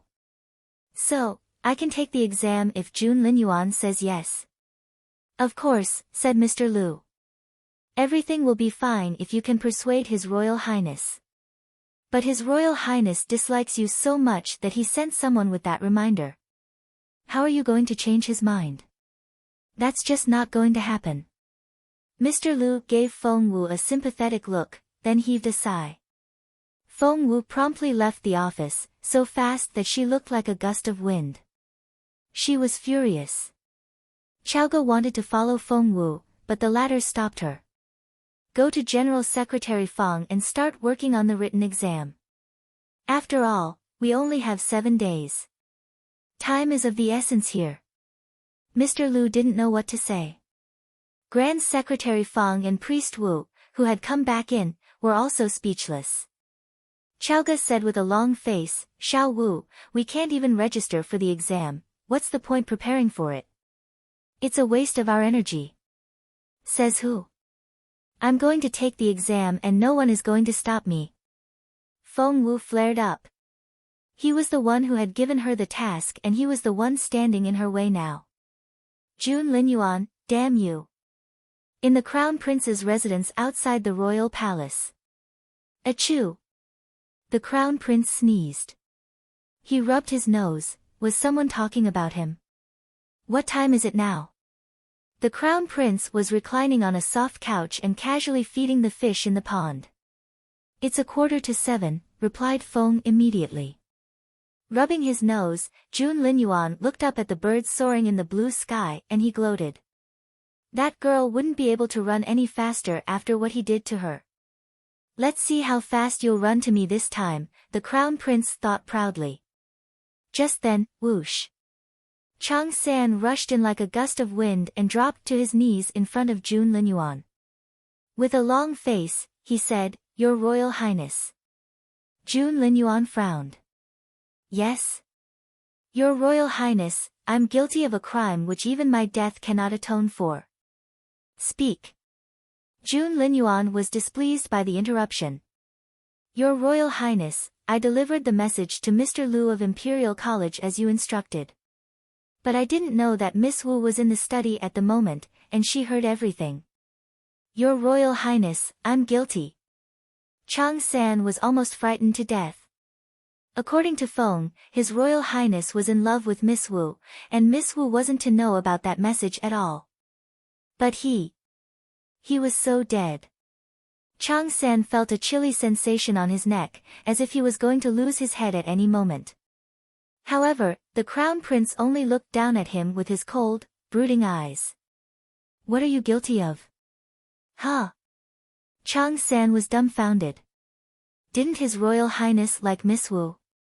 Jun Linyuan smirked. Don't tell me you think I like that stupid girl. What? Chang San was even more baffled. Didn't His Royal Highness like her? Exasperated, Jun Linyuan smacked the table.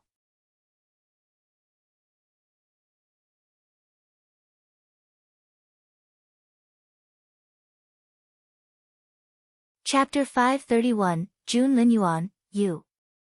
I think she's a silly girl, and I teased her a bit. That's all. Do you seriously think I'm in love with her? Have you lost your mind? Chang San was completely at a loss. Feng Wu charged into the crown prince's residence in a fury. Had this been some other day, Feng Wu would have been stopped at the gate. However, after Granny Gong's reorganization, everyone in the residence realized Feng Wu's importance now. Even those who hadn't met Feng Wu in person made sure that they studied her portrait until they could remember her face, fearing that they might accidentally offend her and die a miserable death.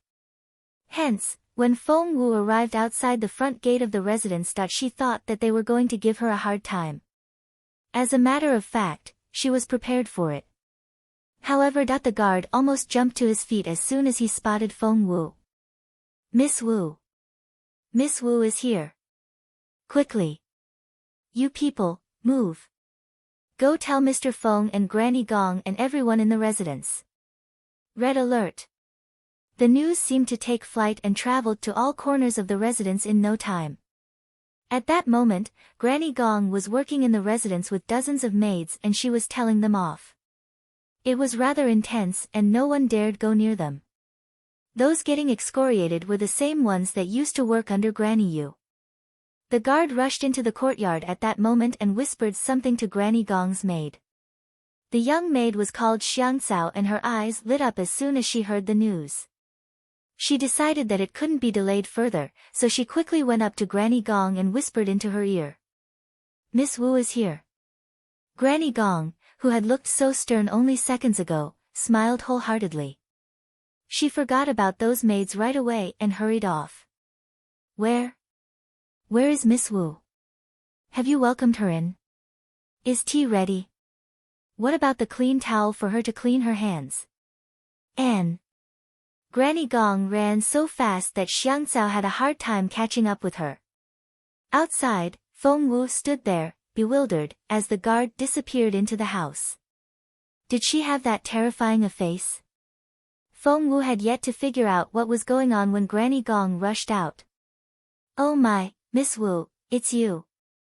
Come in, come in. You're such a rare guest. We're so glad to see you here. Here's a warm towel for you to clean your hands. And please have some fragrant pine tea. Granny Gong couldn't be any more enthusiastic and hospitable. As the saying went, don't slap a smiling face. After seeing Granny Gong's benevolent countenance and enjoying her considerate hospitality, Feng Wu was greatly appeased. Where's Jun Linyuan? Feng Wu took a deep breath. Granny Gong was great at reading faces. One look at Feng Wu's face and she knew that Miss Wu was mad.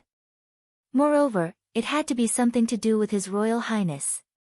Recalling how proud His Royal Highness was and how unbending Miss Wu could be, Granny Gong felt at her wits' end.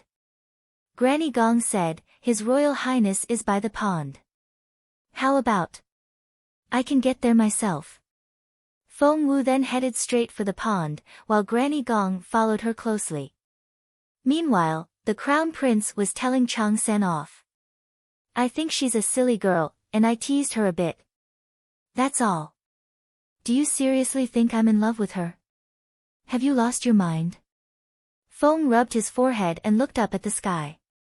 Chang San looked from Jun Linyuan to Feng. Which one was he supposed to listen to now? Jun Linyuan, you're the one who lost his mind. Feng Wu walked out from behind a tree and glared at Jun Linyuan. You're tuning in to the Blissful Bookshelf YouTube channel. We're so grateful for your support, and don't forget to subscribe to join us on this incredible journey through captivating stories. Your generosity through donations truly makes a world of difference, as it's the primary source of revenue that allows me to expand and enhance this channel for you. Thank you from the bottom of my heart for being a part of this adventure.